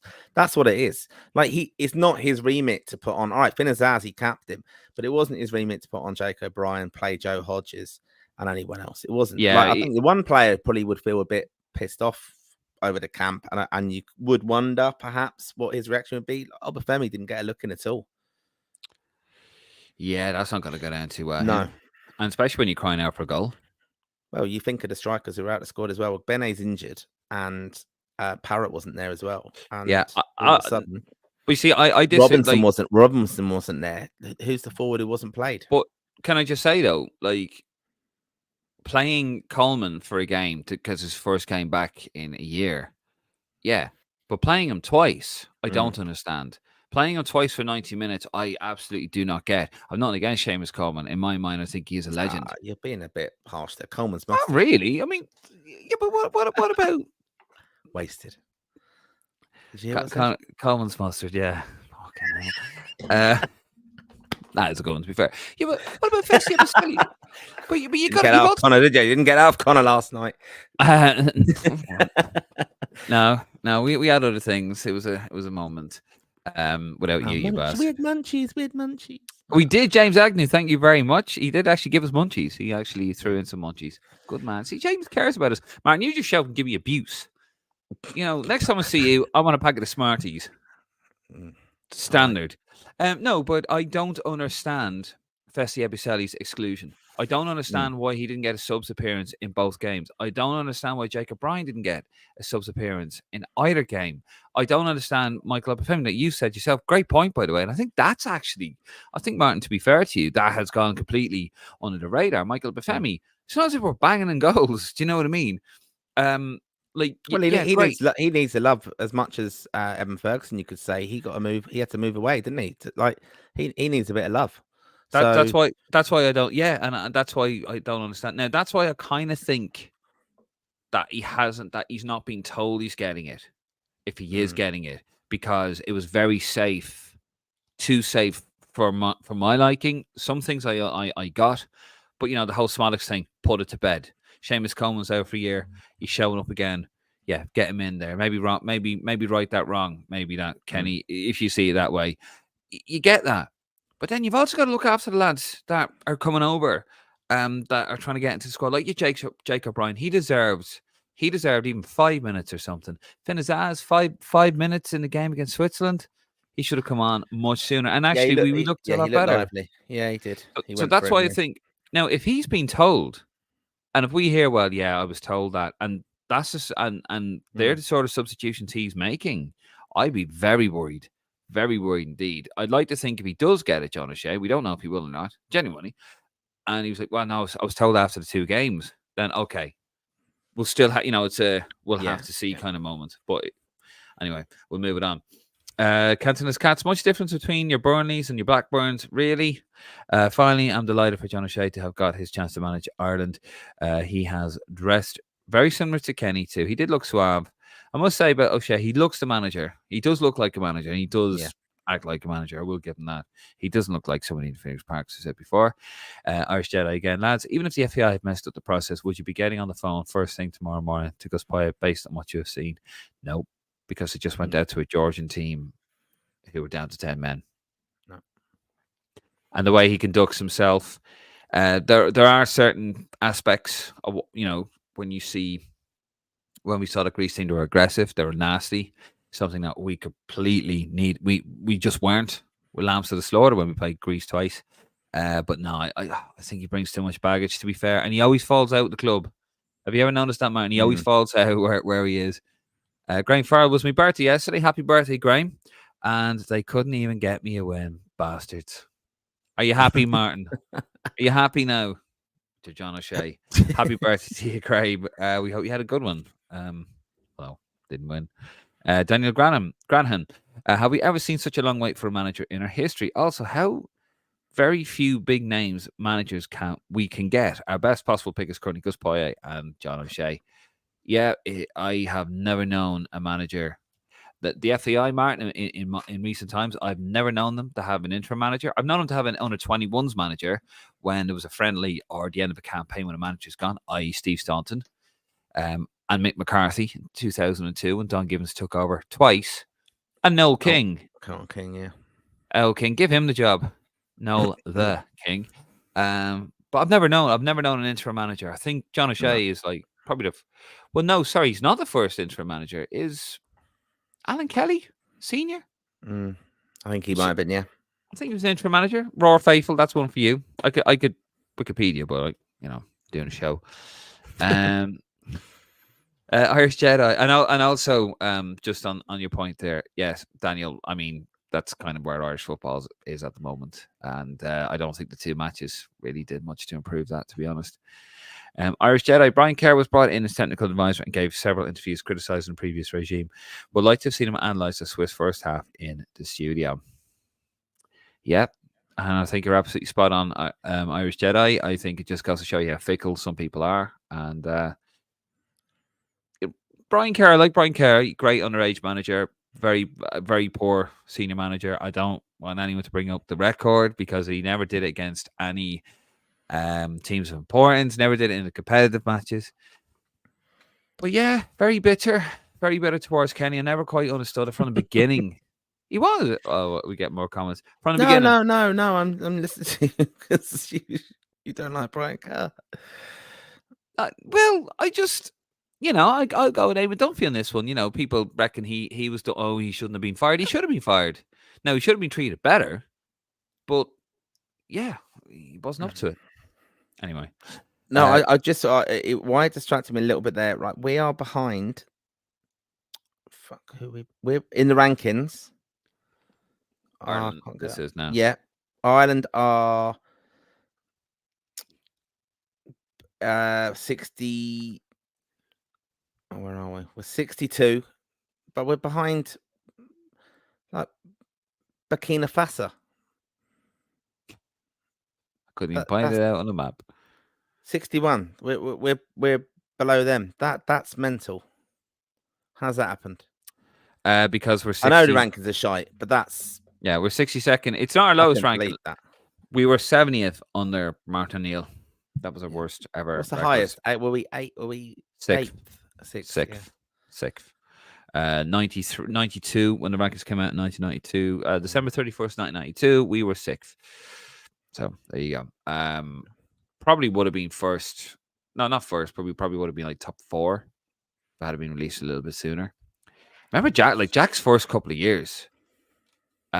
Phenomenal, by the way. Went like 2 years unbeaten. I actually found a graphic of it and put it up there. I remember just shits and giggles. I was just going through, and I was like, we're unbeaten for 2, 3. Incredible. I mean, the team he had as well. Graham Farrell, Marto, all over John O'Shea there. Oh yeah. Yeah, he did say thank you for the support. Yes, well, whilst you're making your grab for it. Yeah. Please play, Callum, please. DJ Herb 543, how you doing? Hi lads, what's your thoughts on the 2-match ticket bundle? It seems like the FAI are going forward with it for the foreseeable future. It's quite controversial among the fan base. Should they bin it? How you doing, DJ Herb? Are you a new? If you're a new subscriber, welcome, very welcome here. Great question. I think they have done it for a while. They have done it for certain matches. To be fair, big matches, haven't they? They did it like back in the trap era. They started doing that. Yeah, yeah. It's been going on for years now, but I mean, it worked out Pick the moment. the other way around, didn't it? Was it the New Zealand one and the Holland one recently? Yeah. They And did it then with Montenegro in Italy back in like 2009, and then yeah, you got this way it ended round the wrong way for them. So you had the high profile game first, yeah. and then that's why they decided that they would sell tickets individually last night. But you wouldn't have done, they wouldn't have done that the other way around. In my So opinion, it's shite. in my opinion, look, I get it. Martin and I fly to the games. We live in England. That is actually probably handier than coming up from the country. I'm not having to go during the week. That is probably handier. Take that time off as a holiday than going after work and people traveling up. I mean, James Agnew in the writers group there, he only got home like stupid o'clock. That's a big commitment. And what they should have done was, in my opinion, they should have had a match bundle at a discount, but cost you more to buy them separately, but as a bundle, put them together. That's what I would have done. Selectioned options for it, without doubt. But Yeah. all it is doing is actually making the fans the ticket agent now, because lads are buying tickets just to kind of get that first one, and then they're just getting rid of them, or they're selling them off cheaper or whatever, and it's just complicating things. You're getting a lot more hassle getting into the games and stuff, because tickets can be copied and whatever it is and sent out and whatever it is. But it'll be a pain in the ass for the England game, of course, because it's a high profile one. And look, I know they've got to make money and stuff, but it's not good. And the problem is they can't do it deals on them. So that game last night, they couldn't sell that last night to just say like £20 a ticket, €20 a ticket, because they're basing the rate of the ticket and the game. And it's a slap in the face. That's a Well, slap in the because face then for the people who yeah, season tickets. You're working what you'll get tickets were, and why would you bother buying a season ticket then? Because you don't really want to go to that game. It's a tricky one. I understand it though. It's no easy answer to it, Herb. To be honest with you, I'm not a fan of it. I get it. I understand it. Because they need money, but I think they need to. I don't think they should stick with it. In its current guise, under its current guise, I think they need to have a look at it and kind of a tweak of it. I think they should offer the two together at a discounted rate, or it basically costs more. It should be a deal. If you get the two of them together, it should be a deal. But they have to keep in. They have to keep into account that people are traveling up from the country, and it's not that easy. It's not like in England, where you got trains all night, and you can get up when they're not on strike. You can get up to London, and you can get back to like Birmingham relatively. There's buses. It's just about a transport system. Like basically, people driving up in the cars and are in work the next day as well. So anyway, Martin Fitzpatrick, Belgium had no interest. That's very true. Saving themselves for England by the looks of it. Irish Jedi. Whatever manager comes in, I'd like to see the three at the back system binned, play with conventional wingers, and Sammy in the number 10. I've no problem. I've no problem with the back three, to be honest. As long as you use your wing backs as they're supposed to play and get them playing down with the width and pushing on. That's what we've seen them struggle today, recently doing. And that player who plays in number 10 is going to be important when teams come and just sit in and defensively. That's where Sammy's going to be very, very good. It was also a player I thought for that role is Brady, technically excellent. So he would offer that creativity. Another one I was hoping was going to develop into that player was Troy Parrott. Even Evan Ferguson, glimpses yesterday of, coming from deep, is a bit more creative, but I think he's going to be the target man, isn't he? I also want to give a shout out to Adam Ida. I thought when he came on in both games, I thought he was absolutely really, really good. The willingness to run behind. I think he's going to get a lot of confidence from scoring in Scotland in that Mickey Mouse League. Ooh. Oh, that's controversial. Send all you hate tweets to Prendy M at Prendy M on Twitter over there. And you can also read this article on Lance and Roar, and you can send him more hate on their comments. Just give him what he deserves. Graham Farrell, jet lag. It's a 50-minute flight, you planked. It's It's not. Dave tires easily. I do, Graham, and you have to understand when you are a creative butterfly like I am. You know, you have to be shrouded. You have to be comforted. You know. To be fair, the flight from City Airport with BA is phenomenal. I understand why you do it a lot now, Martin. I was sad that the next one is with fucking Ryanair. No, it's EasyJet to Portugal. Anyway, Graham Farrell again. Why can't Sammy play in the number 10? He's way better in behind than playing wide. I think wherever you play him, he's really good. But yeah, I mean, him and Andy Moran. I think Connor was telling me, and there's Connor there. This show is no good without Rep Tracker. That's Republic of Ireland Tracker on Twitter. Martin, your now nemesis. But he was saying, Andy Moran, him, he's not utilised where he should be at Blackburn. He's played out of position there. But him and Sammy Smodics, Andy Moran again, also didn't get, or Joe Hodge didn't get a sniff. Why bring him in from 21s and not get a sniff, Martin? Just saying. They played well together at Blackburn, albeit out of position. So yeah. Don't really know what my point was there, Martin, to be honest. I'm sort of just going on a ramble. No, we know he can offer that, but he was trying to get more kind of legs in midfield. He was going to do kind of the donkey work, close up the gaps and things. That's what he was thinking from him. So he kind of had him out wide then. But he is going to be creative, and I think in them games, as I said, then when we're going to have more possession, he's going to be the one to unlock the door. He was on the left, wasn't he, against Belgium, and then he played him on the right. Sam Smodics. No matter where you play him, in behind, left, right, he's just somebody who can make things happen. I think he's going to grow into it, and I think he's going to be a bit of a Ray Houghton as well. God, Peter Pearson and Ray Houghton, I'm comparing them to, but I think he'd be a bit of a Ray Houghton for us in terms of getting important goals for us. Irish Jedi, do you think Chris Hughton as the figurehead with the current staff could work? Will take away the experience criticism of John O'Shea? No. Yeah, I think it's feasible. I think that could be possible. Yeah, I think it works into the equation of the contract being in April as well, because he would have had a link with Ghana, obviously, and pay and contractually being due pay when it comes to an end. Not really gardening leave would be the wrong kind of word to use, but that kind of stuff. If you take a job when your kind of contract's still there, you're not entitled to all your money. So yeah, that could be a valid thing with Chris Hughton. I think it will be Chris Hughton. But he wouldn't. I don't think it'll go down well if it is him. I think there'll be some that'll go, oh yeah, brilliant, clap, clap, clap, steady pair of hands. But I don't know. I think McCarthy would have got the juices going. Roy Keane definitely would have got the juices going. I'm not saying I want Roy Keane as well. I think if Chris Hughton gets to be a bit of a really? Don't know. When you see the style of football he's played at his club, it's very defensive, not easy on the eye. I mean, it's kind of like what we saw over the weekend. Graham Farrell, Charlie O'Leary, what a legend! Definitely met him once. Looking great at 100 years of age. Irish Jedi discussion of the ball last night was that we might benefit from a foreign coach with a completely different outlook on the game. Feels like we definitely need a tactical rethink. Well, I mean, yeah, and that'd be your boy John O'Shea gone.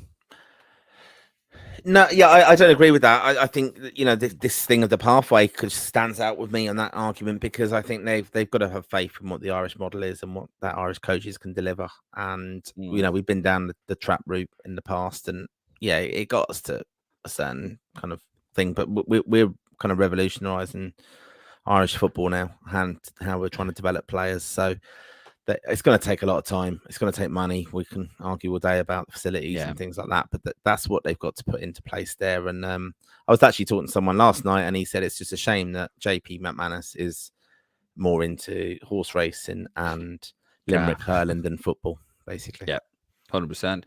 Kevin McGuinness, I look good. Playing a scoring regularly at club level has helped him no end. O'Shea, next manager, should use him more. Graham Farrell, we were so standoffish against Switzerland last night. Nobody pressed at all. What's the point of bringing Eberseli if you're not going to play him? Exactly, Graham. Exactly. Don't see. He should have got minutes. You're not going to convince me, Martin. He should have got minutes. Glenn Forbes, thanks for a great show, lads. Thank you, Glenn, for watching. I've lost all faith in the FAI after the Johnathan Hill fiasco. I wouldn't be surprised if they're hoping these two friendlies weren't a disaster so they could just offer the role to O'Shea. Sorry to be a Debbie Downer. The FAI situation is just so disheartening. Martin, some words of encouragement for Glenn Forbes? Yeah, keep the faith, Glenn. Keep the faith. We're at such a low ebb. I think we can only get better. And to be fair, going over to the Ireland games the other day, I was actually looking forward to it. I hadn't felt like that for a long time with Stephen Kenny. We thought it had come to an end with Stephen Kenny. Yeah. I think, a fresh kind of voice in a sense, John O'Shea, and even the excitement of having Schmodix coming into the squad, Finn Azaz coming in. It was exciting, and they're players who have been playing, and we argue all the time that you should be playing. People giving them opportunities, and they got them. And to be fair, Schmodix, that's a fantastic international debut weekend for him, really, isn't it? Mm. He's played really, really well in both games. He's shown that he's at that level, basically. I would have given him man of the match, but there you go. But yeah, it's the friends. Like, it's a job for the boys, though, a little bit. I have to say, we saw it with Staunton and Quinn when he got the job. I don't like that. It's just. Anyway, Graham Farrell, if you pack the midfield, you isolate Ferguson. So it's a Catch 22. Great movie, that. And that's Catch 21. Catch 22. Yeah, sorry. I'm rambling, Graham. Bazunu was awful for the free kick. Was his post. He should have saved it 100%. I get what you're saying there, Graham, but when the opposition when you're not doing anything and they're overrunning you in midfield, you got to stop it. You got to cut it off, because otherwise you are going to get punished. And they did score from a very poor free kick, and then that was it. He kind of didn't really have to do anything else after that. Greg Farrell, I think in the last qualifiers, Kenny played them in 4 games each. That's shite. You have to have a consistent number 1. If I remember, Graham, he played Kelleher. Didn't he play Kelleher in the Nations League back in 21? But that was because Bazunu was injured, and Kelleher hadn't really played for Liverpool. He was kind of on the bench, if I remember correctly. I think Bazunu had an injury. He was injured in training. Rossi Dunworth, poor pressing in the first half.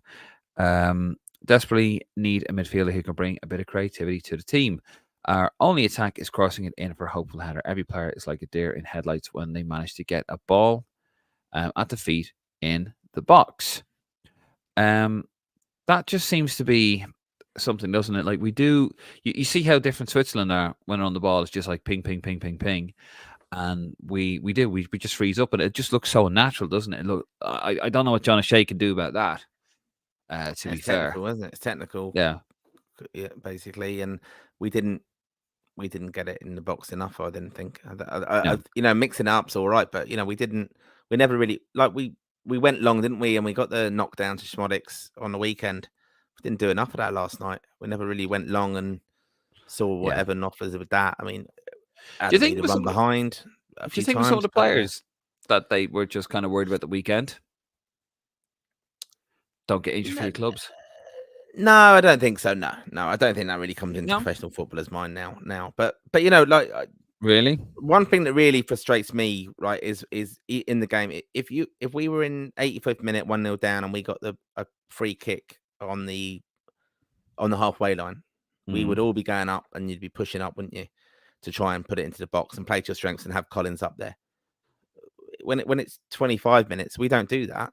I've got no problem with that. Like, I don't understand. Like, then we just knock it around. Like, we're not good enough at the moment to play good football and break teams down.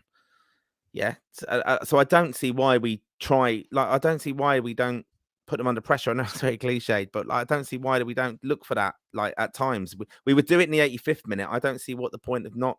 Why don't you do it in the 25th minute when you've got a free kick inside the box, instead of playing it around the back? And inevitably they come out and they close, and we end up going to Bazunu. It just pisses me off. That, like, I'm amazed. Under Mick, during his first tenure, he gets stuck in. I know it's very rudimentary and it's very sort of caveman football, but there's something about its results. But like, get stuck in, hit them early, let them know they're in the game. If you in the first couple of minutes, you get somebody running on and you set the tone. Always remember Robbie Keane. Do you remember against Spain in the World Cup? And he just kind of ran in, didn't he? And he hit it ball and it just went past the post. And you're like, oh, yes, we're up for this, lads. And that just set the tone. I mean, it wasn't on target, but It's exactly it, but that's what I'm saying. yeah, Like I could moan all day about modern football, right? But even the goal kicks when they all back in the box. Like to be fair, on Saturday they at one stage, John O'Shea again shouting from the sideline, and they were just pulling them up, and they made Kelleher go long ball with it, which is like a traditional goal. This is just it's Pep and Klopp and have mm, brought that in, that playing out, and Arteta playing out. If you haven't got the players to do that, you can't do it. Like, don't try and do it. It looks lovely and pretty, but it gets you nowhere. Like sometimes you just have to go a bit rudimentary on it yeah. and go like that and play to our strengths. Those teams don't want to have to. It's exactly what Jack saw in '86 World Cup. You put the pressure on them. You play in Uh, their half. Difference It's is, though, not Martin, long ball. we could have played football. That team could have played football. No, I know that, but we got results doing We won't go down. thing. We won't go down that rabbit hole. But that team, if you had believed in it, you could have had a Paul McGrath, Dave O'Leary, centre back, Mark Lawrence, Yeah. all playing defenders. But you just, that's a different podcast. Peter Fry, how about the Mateo the game and in at 11-1 Paddy Power due to this? Nah, nothing to do. It was just there. Born in Switzerland. Graham Farrell, O'Shea's well going to get it. Not the best appointment, but we're skint and the FEI are dragging the save. Saw the highlights of the Greece Georgia. All Greece did was kick lumps out of Georgia. How he got the penalties, I don't know exactly. And yeah, I think it'll be Newton or it will be O'Shea. That is my opinion. Kevin McGuinness, Gavin's still developing at this point. Kelleher should be number one, but they saying Bazunu is living on saving a penalty against Ron a few years ago is guff. He will be a Premiership keeper soon. No, I mean, I think you're taking out of context what I'm saying there. I'm just, he's clearly going to be a good goalkeeper, but just right now, when the whole argument was coming up with Kelleher, for me, international football is about getting your players that are in form. There is no club, Ireland Club FC. If that's a miss, that was something that came in under the Trapattoni era, where, and to be fair, I'll say to Myth, now I'm going to come back on that a little bit because there have been players over the years that have played better for a country than a club. I saw Annie Towns' name mentioned. I can't think the guy's name for the Star wrote about that. I suppose it's true. Certain players play better for Ireland than they did for the club. But I think when it comes to the goalkeeper, it's about, match sharpness and it's about confidence. And to be fair, Kelleher was the man in form. So why wouldn't you go with him? If there were qualifiers, he would have had to have played both. It's just people were saying, like this fella over here that I'm looking at on the camera, saying that, but Bazunu, you can't drop him. He's been the number one. What's he done? Well, he's not entitled to it. If he's not doing the business, and he didn't do the business in the last game, hopefully he'll bounce back from that, and I hope he does. But it just seems to be, like, what's he really done wrong? We do have, like, my point was, we do have a habit of doing this in Irish football. I'm not saying he's just remembered for the Ronaldo save, although Martin would probably disagree with that. It was Bazunu blue top he's wearing there. But it's just we tend to do this in Irish football where, but no, he's okay. That we don't really like to see changes sometimes. I think I've explained that. I think Farrell, Turkey's under 21s drew with Italy. Under 21s tonight keeps our hope alive. Grant Farrell again, knowing the FEI, it'll be the middle of June when he appoint a new manager. Colin P.O. Fiat Habra. Fiat Habra? I might butcher that, Colin. I probably am. I think I do. I butcher everyone's name. I butcher my own, sure. Even lads, it's been a while. It has been a while, Colin. I hope you are well and enjoying the program. Just through it, the thoughts of whatever manager is being discussed is grim. I don't even know what to think about it anymore unless someone appears out of the blue. Probably will be somebody out of the blue.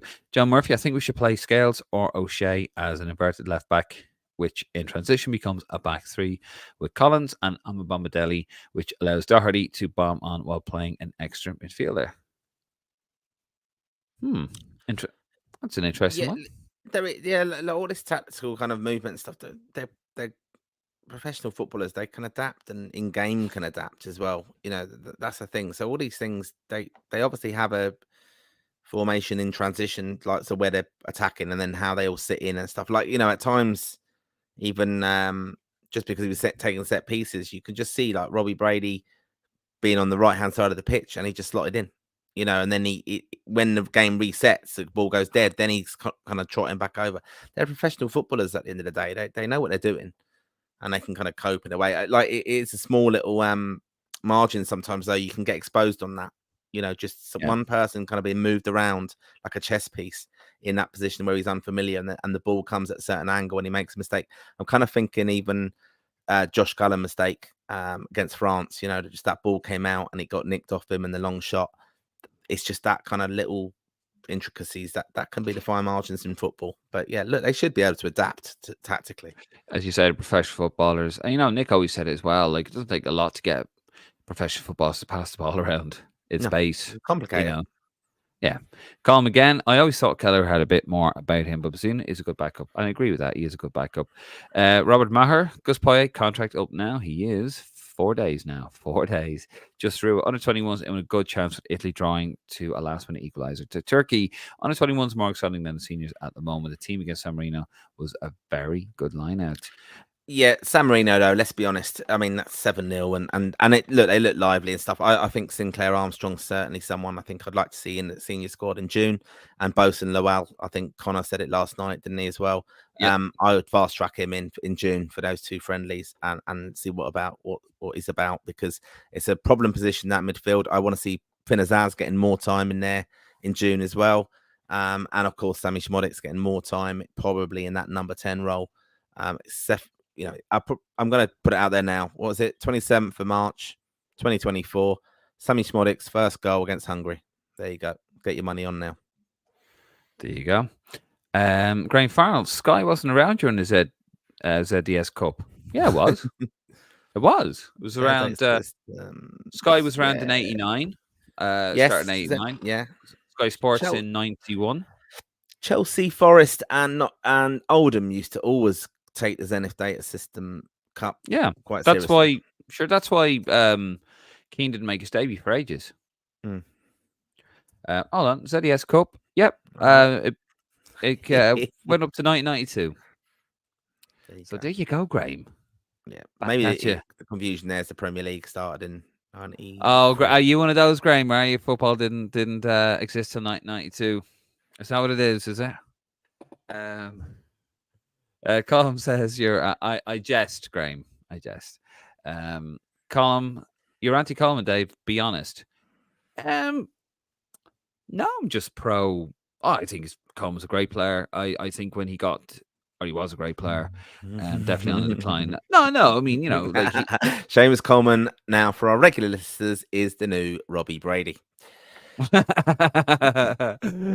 who Dave retired 3-4 years ago now, Dave. No, I'm not. Did. No. Just to kind of let you know, if you like what you see, love what you hear, subscribe to the podcast, and we have got the whole back catalogue. So you can go online and check that out. And you will find in many of the episodes, the previous episodes, you will hear Dave putting away Robbie Brady. That is a fact. A factual fact. Archive is just now going to be mysteriously deleted or hidden until it blows over. No, I am not anti-Coleman. I'm not anti-Robbie Brady. Don't be listening to Martin. You guys know me. I love Robbie Brady. I said hello to him in the airport. Probably a good thing he doesn't listen to the podcast. That could be interesting. But about Coleman, no, fabulous player in his day.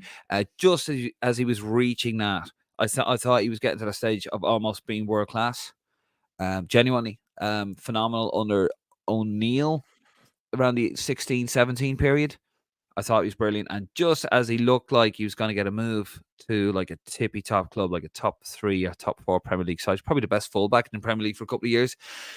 And he had that horror leg break, and he's never the same after him. And don't get me wrong, the fact that he's still playing professional football after that, and it was horrible. I watched that in Hamburg, is a testament to him. But look, football moves on. I don't believe in sentimentality like this fella over here, Martin. Like you pick players because you save a penalty in Portugal. I joke. I kid. It's what I do. No, but he's 35. He's 35. And you know what? Somebody mentioned he showed pure class even when Stephen Kenny dropped him. You look at James McLean, when he was out of the squad, threw his toys out of pram. He totally threw his toys out of pram. Seamus Coleman was dropped, left out of squads, and he still, when he was brought in, he showed up, and he just was pure class. Never kicked off. Showed the young lads exactly how it was done. He's professional. He's a leader. He is a leader. He's a fabulous player, but he's 35. We have to be realistic here. Vesti Ebicelli is the future, so we need to get him up to speed. We know what Coleman's going to do. I was all for giving him his first game, 90 minutes perhaps, but don't start him in the next game. But that's my opinion. No, great player, but he's 35. Hopefully that explained it. John Murphy, Obafemi is a bad egg. Oh, John. I don't agree with that. Oh. I mean, speaking of throwing your toys out of the pram. No, I don't think he's a bad egg. I think he's just a bit immature at times, Obafemi has been, but he seems like a good lad. And when he's on, he is on. He is exactly what we need as well. If you had him, Evan, Troy, and Sammy, and Benny, John, like, you have them playing the way we know they can play. It's not a bad outfit, up front.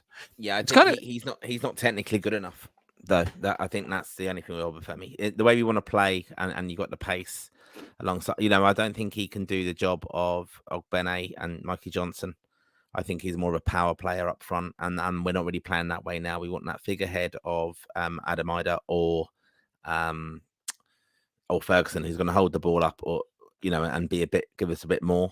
Whereas I think he's the kind of power player with it, and he's going to have moments. He'll score goals for us, but I don't think he's. Doesn't he? Do you know it's kind of unfortunate? You'd really like two top teams, Switzerland and Belgium. This is where you kind of want your Latvias and your Lithuanians, isn't it? Really. Get that bit of confidence up. We're at a low ebb.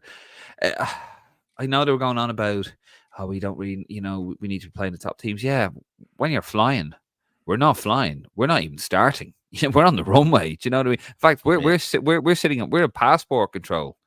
Not even that. Like, we haven't gone through security yet. Do you know what I mean? Like that's where I'm not having a go. Well, I am having a go, but you know what I mean? Like, we need the confidence. And unfortunately, under Kenny, when we did play those teams, we surrendered like 2-goal leads. It was mental. Latvia and Armenia, wasn't it? Or Azerbaijan, we surrendered 2-goal leads. It was crazy stuff. But yeah, and hopefully somebody just get Ferguson's confidence up again. Colin Burton. That's a load of rubbish. That's just spam. Delete that. Oh. Well, maybe I do want to beat the bookies, Martin. How dare you? Block in Colin. What is with Collins? I blocked Colin Burton and I deleted his comment. So piss off, Colin. Why call O'Brien up, who's been flying for Leon, and not play him? Was no need to play players you knew about. That's also, again, I can understand in the first game, but he should have got minutes. Here we go. I get the point. No, I get the point. But we don't know everything that goes on in camp, and you just don't know what pressure they're on. They're carrying little niggly little injuries. There you go. Look at them there. I'll be honest. I wasn't 100% fit, and that's why I wasn't available. So, but I did. John said defending his mate. Look at him there, Martin. Be here in June. Some of it, I know. Look, the photo there. Some of the Castore stuff is quite nice, to be honest. I like the lime green. That top. I want that top. Pretty class. Yeah, it's very nice. And you don't sell it. It's not. I know. Yeah, it's ridiculous. But yeah, and it's very expensive. And look, just wait for it to be reduced. I'd wait for it to be reduced, but it's fucking on sale. I'd buy it. I would buy that top. That looks the business. Yeah, that looks the business. I think and I actually would buy that. I love the zip on it. Class.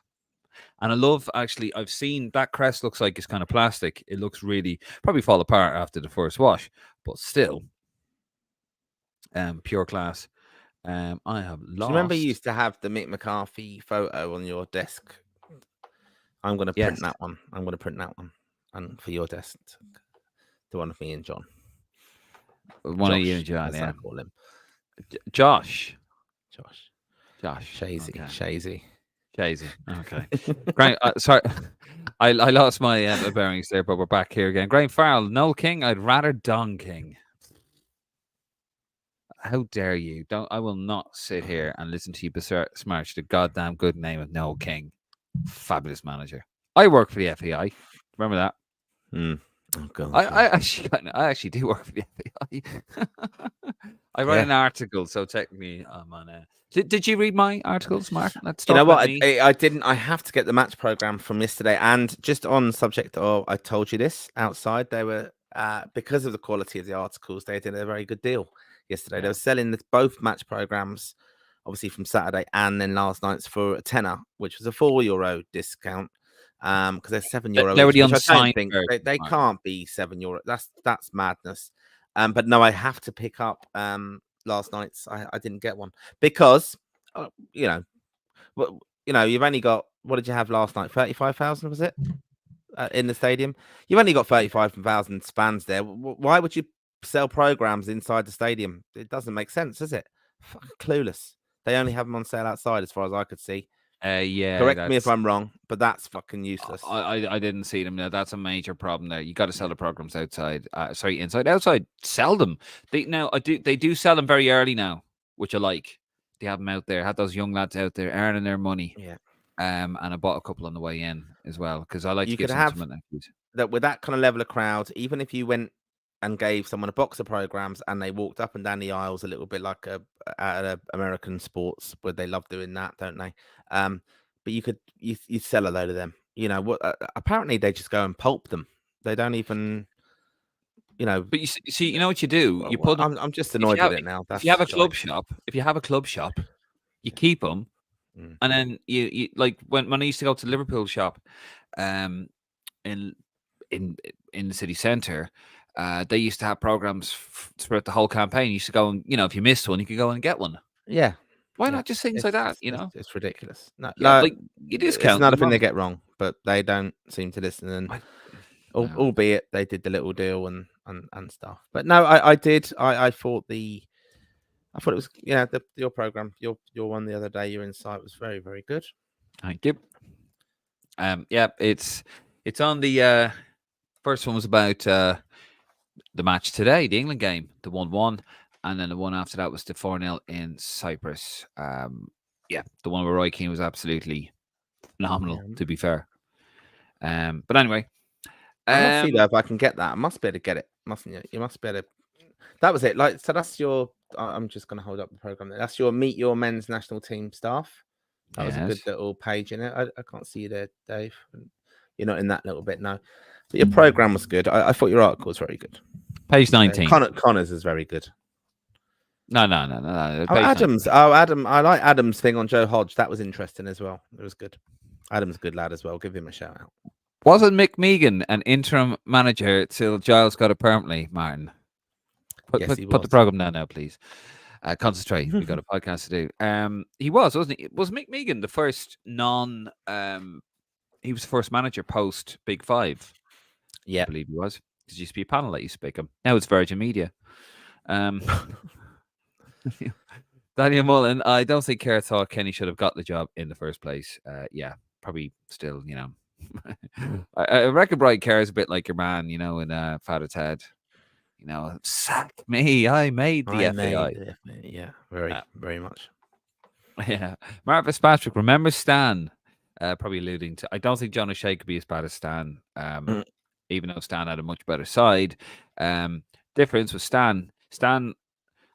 Look, we actually spoke about this last night, Martin. Stan tried to be the cool uncle, and he did the stories that came out there.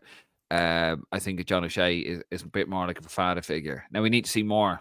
Make sure he doesn't become the cool uncle, but yeah, I think that's the problem with Stan. That was one of the many problems with Stan as manager. Danny Mullen, I think Kerr thought Kenny shouldn't have got the job in the first place. Oh, that's being repeated there. Next Level LFC. Good chat, guys. How you doing, Next Level LFC?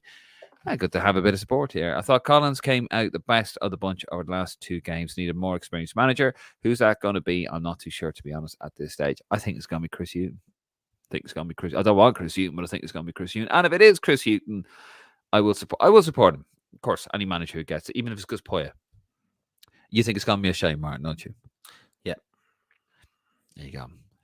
But thank you, Next Level LFC. You seem to be a new subscriber, so welcome to the pod. Shane Brown, great coverage over the last few days. So thank you very much, Shane. Didn't see last night's game, but biggest positive of the window was Sammy Smollick's. Biggest disappointment was Jake O'Brien not getting a run. Bigger picture, FEI look a bigger shambles with each passing game. Yeah, need a new manager, need new ideas. They just need to put it to bed and then make Mark Hannum's life a little easier. Daniel Granahan, guys, what's your thoughts of Rio Ferdinand being at the showgrounds of Sligo earlier today, hosting a mini football tournament? Could this be something to improve grassroots football in Ireland? We don't need to have a futsal side, do we? I don't think so. We did before, didn't we? I thought we did, but yeah, look, I've seen this. I haven't read much into this about Rio being there. But yeah, look, you know, I think we have heard Rio talk about John O'Shea and his endorsing him really. Yeah, Ollie was at the wheel, wasn't it, and all that, give him the contract. He gets a bit carried away, doesn't he, Rio? But yeah, when I was getting a bit confused because Rio, Brazil, all that kind of stuff was on my mind over the international window. I was hearing a lot of stuff about Brazil, but I didn't really get what was going on then. That's just... Yeah, I know. Jesus Christ. It's like fucking doing a podcast at Bob Monkhouse over there. Jesus. Oh, God almighty. Yeah. To be fair, like I think we need to get, you know, someone like Rio Ferdinand, he's a big name, to be fair. Talks utter nonsense a lot of the time, especially upon the great player though in his day. And yeah, somebody to come over and, you know, a lot of clubs do that, don't they? They do take the initiative and they'll get over somebody like a Rio Ferdinand. Did you see what was it? Whelan, Steve McMahon and Ray Houghton, Ronnie Whelan, Steve McMahon and Ray Houghton were in the Gravel Arms in Mullingar. I've eaten there many times with the family. Mad. But hopefully it is something to improve grassroots football. I'm not really totally sure what it's about, but it's probably to bring a bit of prestige, hopefully, to the Bitter Red at Sligo. That's their nickname, Martin, in case you're wondering. Nice. Yeah, at the moment. Oh, yeah, I'm going to go next time I come over. I'm going to go to League of Ireland games. You told me you fucking hate it. Anyway, I'm not going to say anything else. We'll move on. Yeah, no, that is not true. I do not hate League of Ireland. I stand for little guy. Hold on, where are we again? Jeez, I keep getting lost in these things.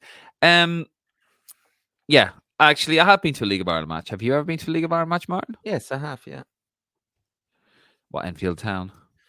Went to a few Kilkenny City games. Waterford, I went to them a couple of years ago. Oh yeah, yeah. And I went to... Was your mate John there? I seen Dawson Devoy playing. I saw Dawson Devoy playing. Was your mate John there? Not John O'Shea, the other John. No, and I went to one of the best ever games I went to was St. Pat's many years ago against Rovers at Tolka Park. Very good. 1999. Why were you playing at Tolka Park? St. Pat's were playing there. Oh, it was played at Tolka Park. You're talking bollocks, aren't you? I'm not talking bollocks. You just got two teams. Oh yeah, you know the Pats. I'm telling you, I know. And what was the song? You're talking bollocks. Malloy. Was there a player, Malloy, who left? And they were calling him a junkie. Why was it at Tolka Park? It was good. Though? That's Shelburne. It was at Tolka. It was played at Tolka. Maybe it was Shelburne, St. Pat's then. But it was talking shite. It wasn't Shamrock Rovers. I stand corrected. Shelburne it was, but St. Pat's. But it was brilliant, crack. And I can't remember the song. Man's never drank it. Man has never been to a League of Ireland game in his 1999. life. I went there. It was the same. Yeah. I'll look it up, and I have looked up in the past because someone was talking to me about it. And the fans, they lit the St. Pat's flag. No, the Shelburne flag got lit up by St. Pat's. And they went, they burned our flag, and people done a bit of a pitch invasion. Very exciting. Very, very good. And it was around the same night as the night before or the night after Man United, the 3-2 coming back against Juventus in the semi-final of the Champions League. Roy King, because I watched that in a bar off Grafton Street because I was listening to some fucking poetry on a field study course thing that with uni. There you go. I asked him about League of Ireland match. I've got his life story. That's what I went to. Actually, probably was actually. Graham Farrell's made a very good point here, which I forgot. Would have been actually during Robert's homeless years. and it was Trevor Molloy. Molloy. Yeah, fucker. There you go. I was fucking right. There you go. Yeah, Two. This, there see, you lads. go. This is Thank you, why. Graham. This is why See, we don't cover they were League of calling him a Ireland. junkie. That's We. it. Oh And I thought it yeah. was very funny. It was brilliant. That is, I'm so glad. That They is slag off. clipped. That's being clipped because that's fucking. They slag off Pats, yeah, because of the whole Inchikar thing. Thank you, Graham. My favourite We haven't got a subscriber. fucking clue, have we, about League of Ireland? We haven't got a clue. I've got good We really football don't. memory though that I remember that. Considering it was, but yeah, it was good. Yeah, We had a police escort. It was brilliant. Yeah, I bet you were in there, were you? I bet you got an orange to fucking put smash up a coffee shop. Great crack it was. Yeah, singing 3 lines. Anyway, God, poor Daniel. Like, we just completely went off in this question. We're sorry, Daniel. Hopefully there's something to improve grassroots football. Because it needs it. But yeah, no, a bit of prestige there. I'm not sure what it was about, actually, Daniel. Didn't get a chance to see it. I just saw the whole Shea thing. So if you got a bit more information, do share it in the comments. Graham Farrell asks, why do we bring players in the 21s when they're never going to be used? Probably going to end up hampering the 21s. 100% agreed. Did it with Andy Moran with the Holland game when he was supposed to be the captain against the under 21s. I'm kind of, I suppose there was no game anyway this time round, but yeah, it just seems pointless, it's not as if like we're pulling up trees, you know what I mean? But anyway. No, but he did say, to be fair to him, he said at the start of that camp that he was going to bring him in. So. Yeah, but play him. No, just have him around the squad and let him have an experience of it. And fair play, must say hello to Joe Hodge's dad. He does follow the pod, I believe. Good man. Good lad. Call him again. Carsley wouldn't have got any juices going. Well, he would have got myself and Connors going. Big advocates there. Daniel Mullen, if it's Chris, we're going nowhere. He did so poor. If it is Chris, we're going nowhere. We'd not go far. Look at Ghana at AFCON, I think is what he meant to say there. Finn Azaz was man of the match for Connor. I had to actually calm Connor down in the media section last night when Finn Azaz came on. I didn't know which way to look, Martin. When O'Dowda came on, you probably combusted, did you? And then, had Connor beside me there getting all excited. Luckily, we had some spare tissues. Daniel Mullen, our best style of football is hit the big man from kick-outs and play for the second and third balls. Feed the scraps, Daniel. That's what we need to do. Graham Farrell, everybody wants to play like Guardiola. Fuck that. What's wrong with mixing it up, going wide, getting the wingers, taking on fullbacks, getting in the opposition's faces? It's a simple game. I think so. I agree there. Play the ball when it's needed. Get in their faces when it's also, play the game where it's needed. Graham Farrell, Stephen Hunt played better for Ireland than he did for Reading. Think he's Trapp's love child. Never got to play the Euros, though. Euro 2012. Connor, Bosun, Lowell, and Luca Connell will help solve the midfield problems big time. Connor predictions are unmatched. Are you laughing at Connor? No, I'm laughing at your name. Repeat the first name. Name him again, and then pronounce the name. Bosun. Yeah, surname. Lowell. Yeah, well done. Yeah. Back Everyone in listen back. Again. Listen back to the podcast, and you can listen to the first pronunciation. Listen to me put Prendergast back in his box. Great Farrell response to Carter. Luca Collar can't even get into the Barnsley team. Chelsea beat Man City 5-4 in the 86 final. That ZDS. ZDS. Good man, Graham. Next up, LFC. I think a 4-2-3-1 for this Ireland setup is right balance, in my opinion. 3 at the back is 2 defensive, and we don't support Ferguson enough. Like Benny, Smodics, and Johnson as the 3 behind Ferguson could work. That's an exciting 3, to be fair. Graham Farrell, I still watch the big match revisited on ITV4 and March of the 70s on YouTube. Sometimes prefer to today's football. Yeah, it's fun. It's fun. It was crack. It was good crack. Graham Farrell, I was at the game where Coleman broke his leg. Taylor should have been jailed for it. Do you also remember John O'Shea almost had his leg broken by it was a similar challenge in the same game by Gareth Bale, but unlike Coleman, O'Shea's foot wasn't planted. Do you remember that? Yeah, I do. Yeah, and you're right. It was disgusting. It was a disgusting challenge. PGC, how you doing, PGC? Yeah, I think you're a new time subscriber. Welcome. Coleman, great servant, but long passes held by day sums up state of the squad. I think there's a bit of credence there. Next level LFC again. Ebicelli, Collins, O'Brien, Scales as a back for Collins, and Smallbone in a double pivot. Kelleher as goalkeeper. Good man. Good man. I like this next level LFC, guys. He's talking sense, Martin, isn't he? Your silence is deafening. PGC, we are desperate up front, 0 goal threat. Yeah, so why not give up Efemi a go? Didn't shoot enough. And I made the point after Saturday. I watched very closely the warm up against Belgium, and Evan. I made the point actually on another post because I can't have people slagging off Evan Ferguson. He's 19 at the end of the day, but technically that lad is his execution of shots is unbelievable. It was yeah, he will come good. Like he will come good, but you know you got to give him time. He's 19 years old, but we just generally Finazaz when he come on, he could have had 2 or 3 shots and he didn't. Schmodix should have shot a few times as well. We've got to shoot. You don't shoot, you don't score. That's very cliche, but it's a fact. And yeah, we were very poor in front of goal. We've got to shoot. Yeah, bit more confidence. John Muckian, yes, get Festi on. He is playing week in and week out in Italy. What more does he have to do to get game time? Agreed. Column, Ferguson is hyped due to Prem. Ida and his Mickey Mouse League currently looks more dangerous. Yeah, Marn. Very disrespectful towards... Just a quick one on Ferguson note. Like, you know, he's ahead of the curve, isn't he? He's 19 years old, scoring goals in the Premier League. All right, he's gone for a dry spell now, but you don't do that unless you've got something about you. And Troy Parrott didn't do that. Aaron Connolly had a couple of goes at doing it, and then he went off the boil. Evan Ferguson's done it, and he's just out of favour at the moment.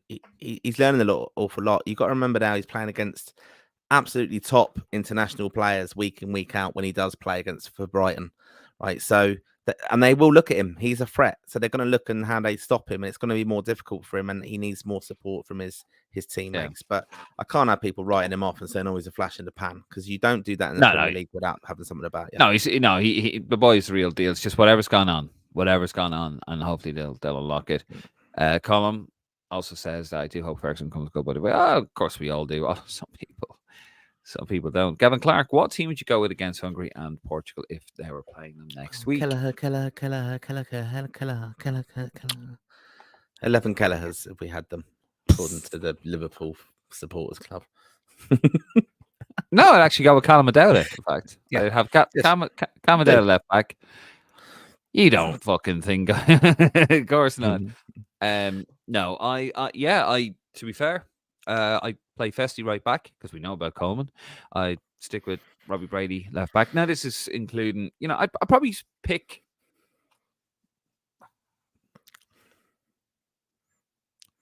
Yeah, probably. Jesus, that's 10 seconds of silence. That was fucking bliss, everybody, wasn't it?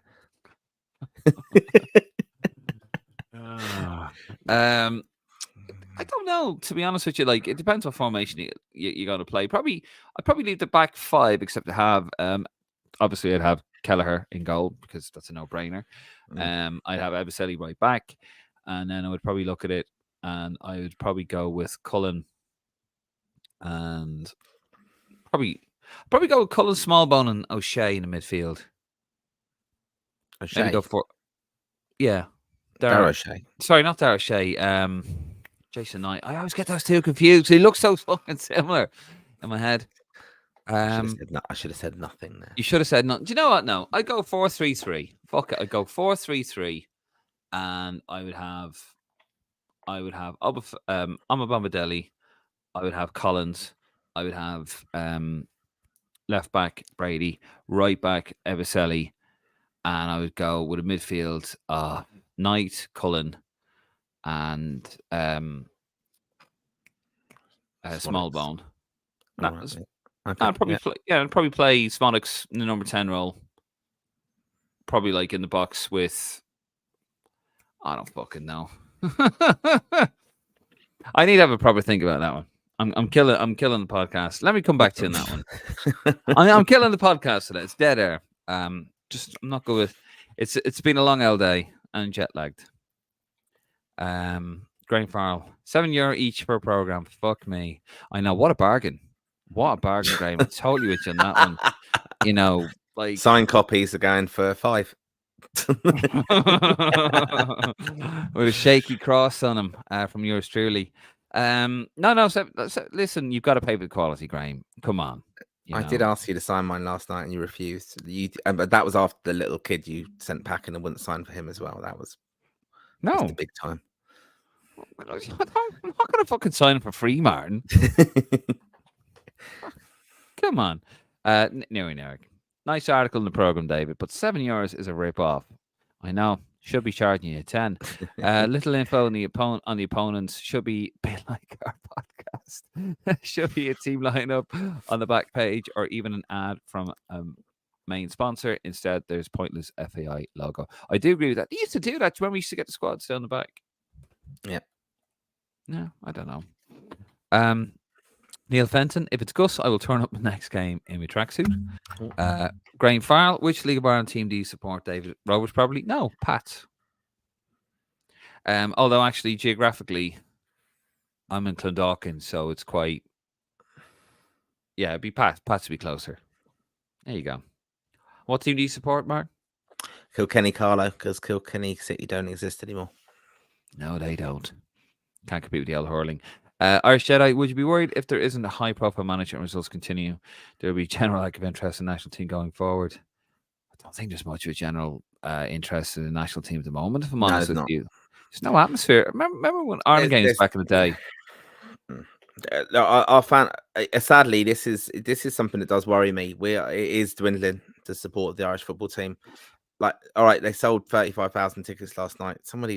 A lot of youngsters go, okay, they're given tickets probably as well, but they don't have a fucking clue because the interest there, the player profile's not big enough as well, and the results haven't been there, and that's the big shame of this negative kind of spell we've had, is that fans just aren't engaging with I listened for about 20 minutes last night of a group of young lads behind me daring another lad and trying to do a whip round to dare him to run on the pitch, and and trying to convince him that no, you won't get fined, you're not 18. That's what they were there for. They were so bored of it all and didn't have a clue about Ferguson shouting for red cards and fouls. Just shite. Like, no. What did you offer, Martin? Nothing. How'd you wait? I'll give you €20. Go on. Just shut up. But it was just look, the fans are not engaged with it at the moment, and that's why I think Evan Ferguson is important as a profile name to do well in the Premier League, to keep that up there. Like, we remember Duffer, remember Robbie Keane. I don't know how it's happened. Well, I do know how it's happened, but rugby now is like the people's game in Ireland, and I'm like, what? Not against rugby, but like it's always been like a middle upper class sport in Dublin or Leinster, what I remember. You'll upset Nick now. Oh yeah, now I'm getting a private little text there. Well, he's from Malahide, sure, like, proper upper middle class up there. I'm a scally from Clondalkin. Our pastime was robbing cars. Not that I ever robbed a car, by the way. But there wasn't anything to do. Graham Farrell, he's a Pats fan. Good man, Graham. Both Pats fans. Neil Fenton, you guys need to start League of Ireland pod. It would be hilarious. Be less knowledge. bit like a Chelsea stadium tour, really, wouldn't it? Just be like 2 minutes. But any Chelsea fans out there, I do apologise. Kieran Dewsbury Hall at Leicester is eligible for Ireland. He would be worth contacting, says Irish Jedi. That's a name that's getting bandied about a little bit. Probably watch those games. Gavin O'Cleary. What else is Graham Farrell saying? Oh, he's saying all sorts of stuff, Gavin. All sorts of stuff. I understand people saying we should knock it long when we look so average in possession. But in reality, playing into channels of flick-ons, you're just giving the ball back to teams who will keep it. Yeah. Graham Farrell, what are you smoking? He's the best player in the league. He was out sick at the start of the season.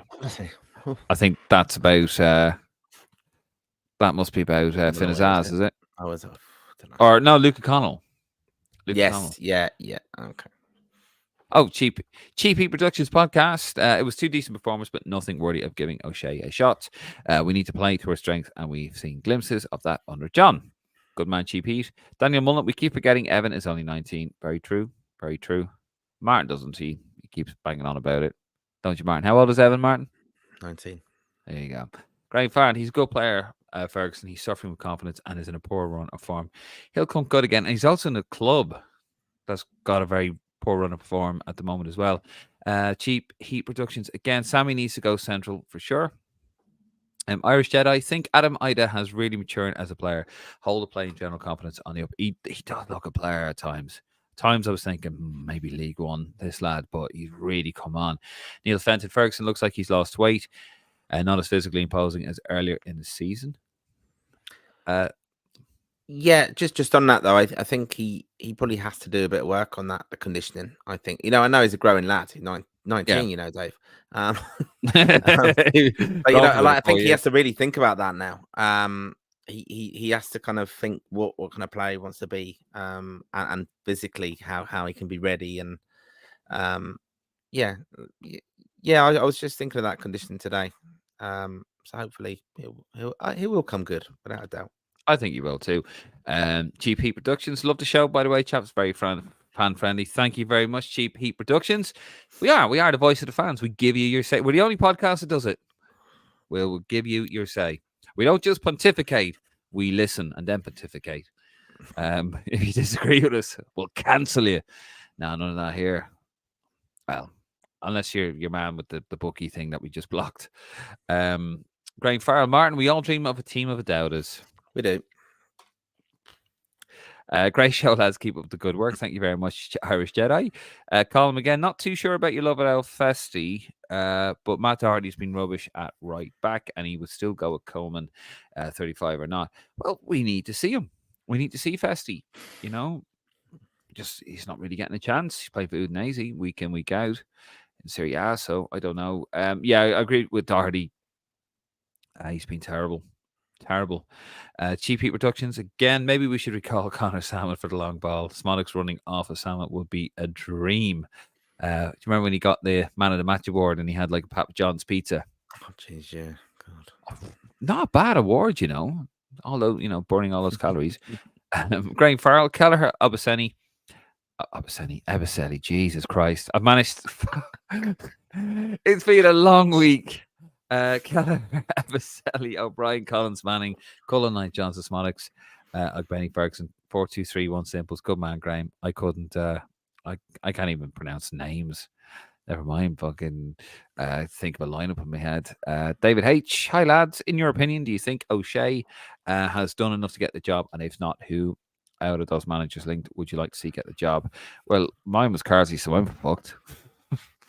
I'm John O'Shea and Chris Hughton. That's where I am now at the moment. And I don't want Lennon coming back in near it. And I don't want Gus Poyet. And I don't want Di Matteo. And I don't want a foreign manager.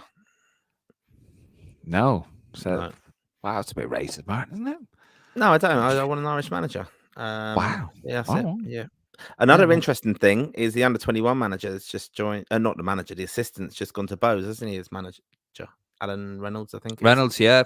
Yeah, he was also assistant That'll manager. be a thing now. We will now have a new assistant going in with Jim. And I did see someone ask on a post we put up and saying, I know it was someone messaged us, Dave. I don't know if you read this. Do you think there's any feasibility to Jim Crawford getting the senior job and John O'Shea going to the under-21s?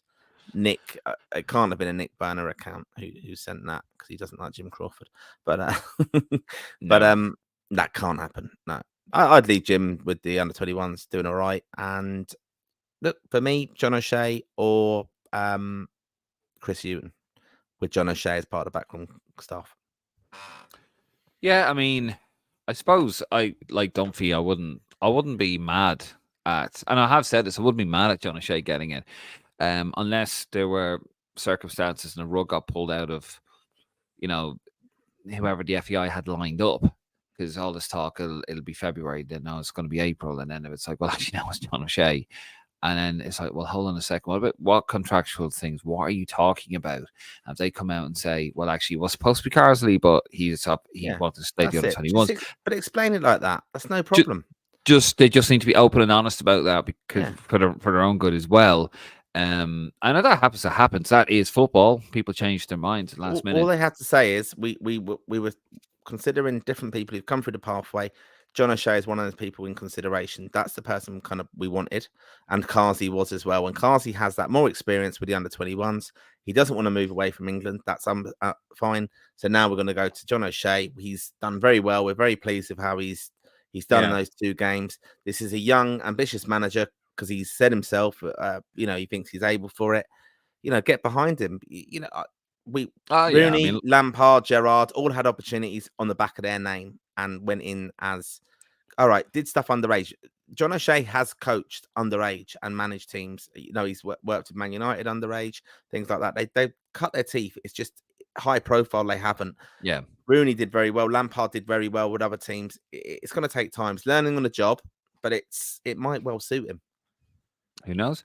But yeah, if John O'Shea gets it, I wouldn't be mad at it. I think it's got to be Chris Hughton, but I don't want him to get it. Column real rugby. Sorry, David also says, the Rovers. Column says, rugby, real Damo and Ira stuff. The old gives a vitamin G there, Martin. The old rugby and the old D4. Column again. Speaking of Carsley, Whelan was on the management team the other night. Good old Glenn Whelan. Yeah, he was a bit of a... Him and Carsley were very similar players. And one last comment here. Gavin Clark, Jimmy McGuinness, Dave O'Leary, Ryan Giggs, Brendan Rodgers. Jesus, Ryan Giggs. How about that? Jim McGuinness. Donegal manager? Yep. He did go into football. He coached the Celtic for a bit, didn't he? Dave O'Leary. Yeah, he did, yeah. 20 years gone. Too far gone. Brendan Rodgers. I'd take Brendan Rodgers, but can't afford him. Not going to happen. Oh, right, lads, we're going to leave it there. Well, we've gone about 25 minutes over than I thought we would, but that's it. That's what we do. We riff. Colin says, we do riff. Colin says, no slagging Jim. No, we're not slagging Jim. Colin must be Donegal, man. Well, that's what we do. We come on here, we sort of have a little chat, and we let you guys have your say, as we always do, and we're going to leave it there. It's been a hell of a window. A week traveling now, back to the grind, I suppose. Martin, are we going to be back this Sunday live 9:30? What do you reckon? No, Easter Sunday, Dave. Oh shit, yeah, it is, isn't it? We need to have a conversation. Martin and I are going to we're going to talk amongst ourselves when we go off air, but we're not sure when we'll be back. But do keep posted on our social medias. As I've always said, guys, if you like what you see, love what you hear, hit the subscribe button. Head over to YouTube, head over to our Facebook or Instagram and our Twitter. Do give that QR code a scan. We have it all there for you. But try and give the YouTube channel a subscribe. We're trying to get that off the ground. Fantastic window. In terms of coverage and meeting everybody, it's been wonderful. I had a great time. Martin, you had a good time?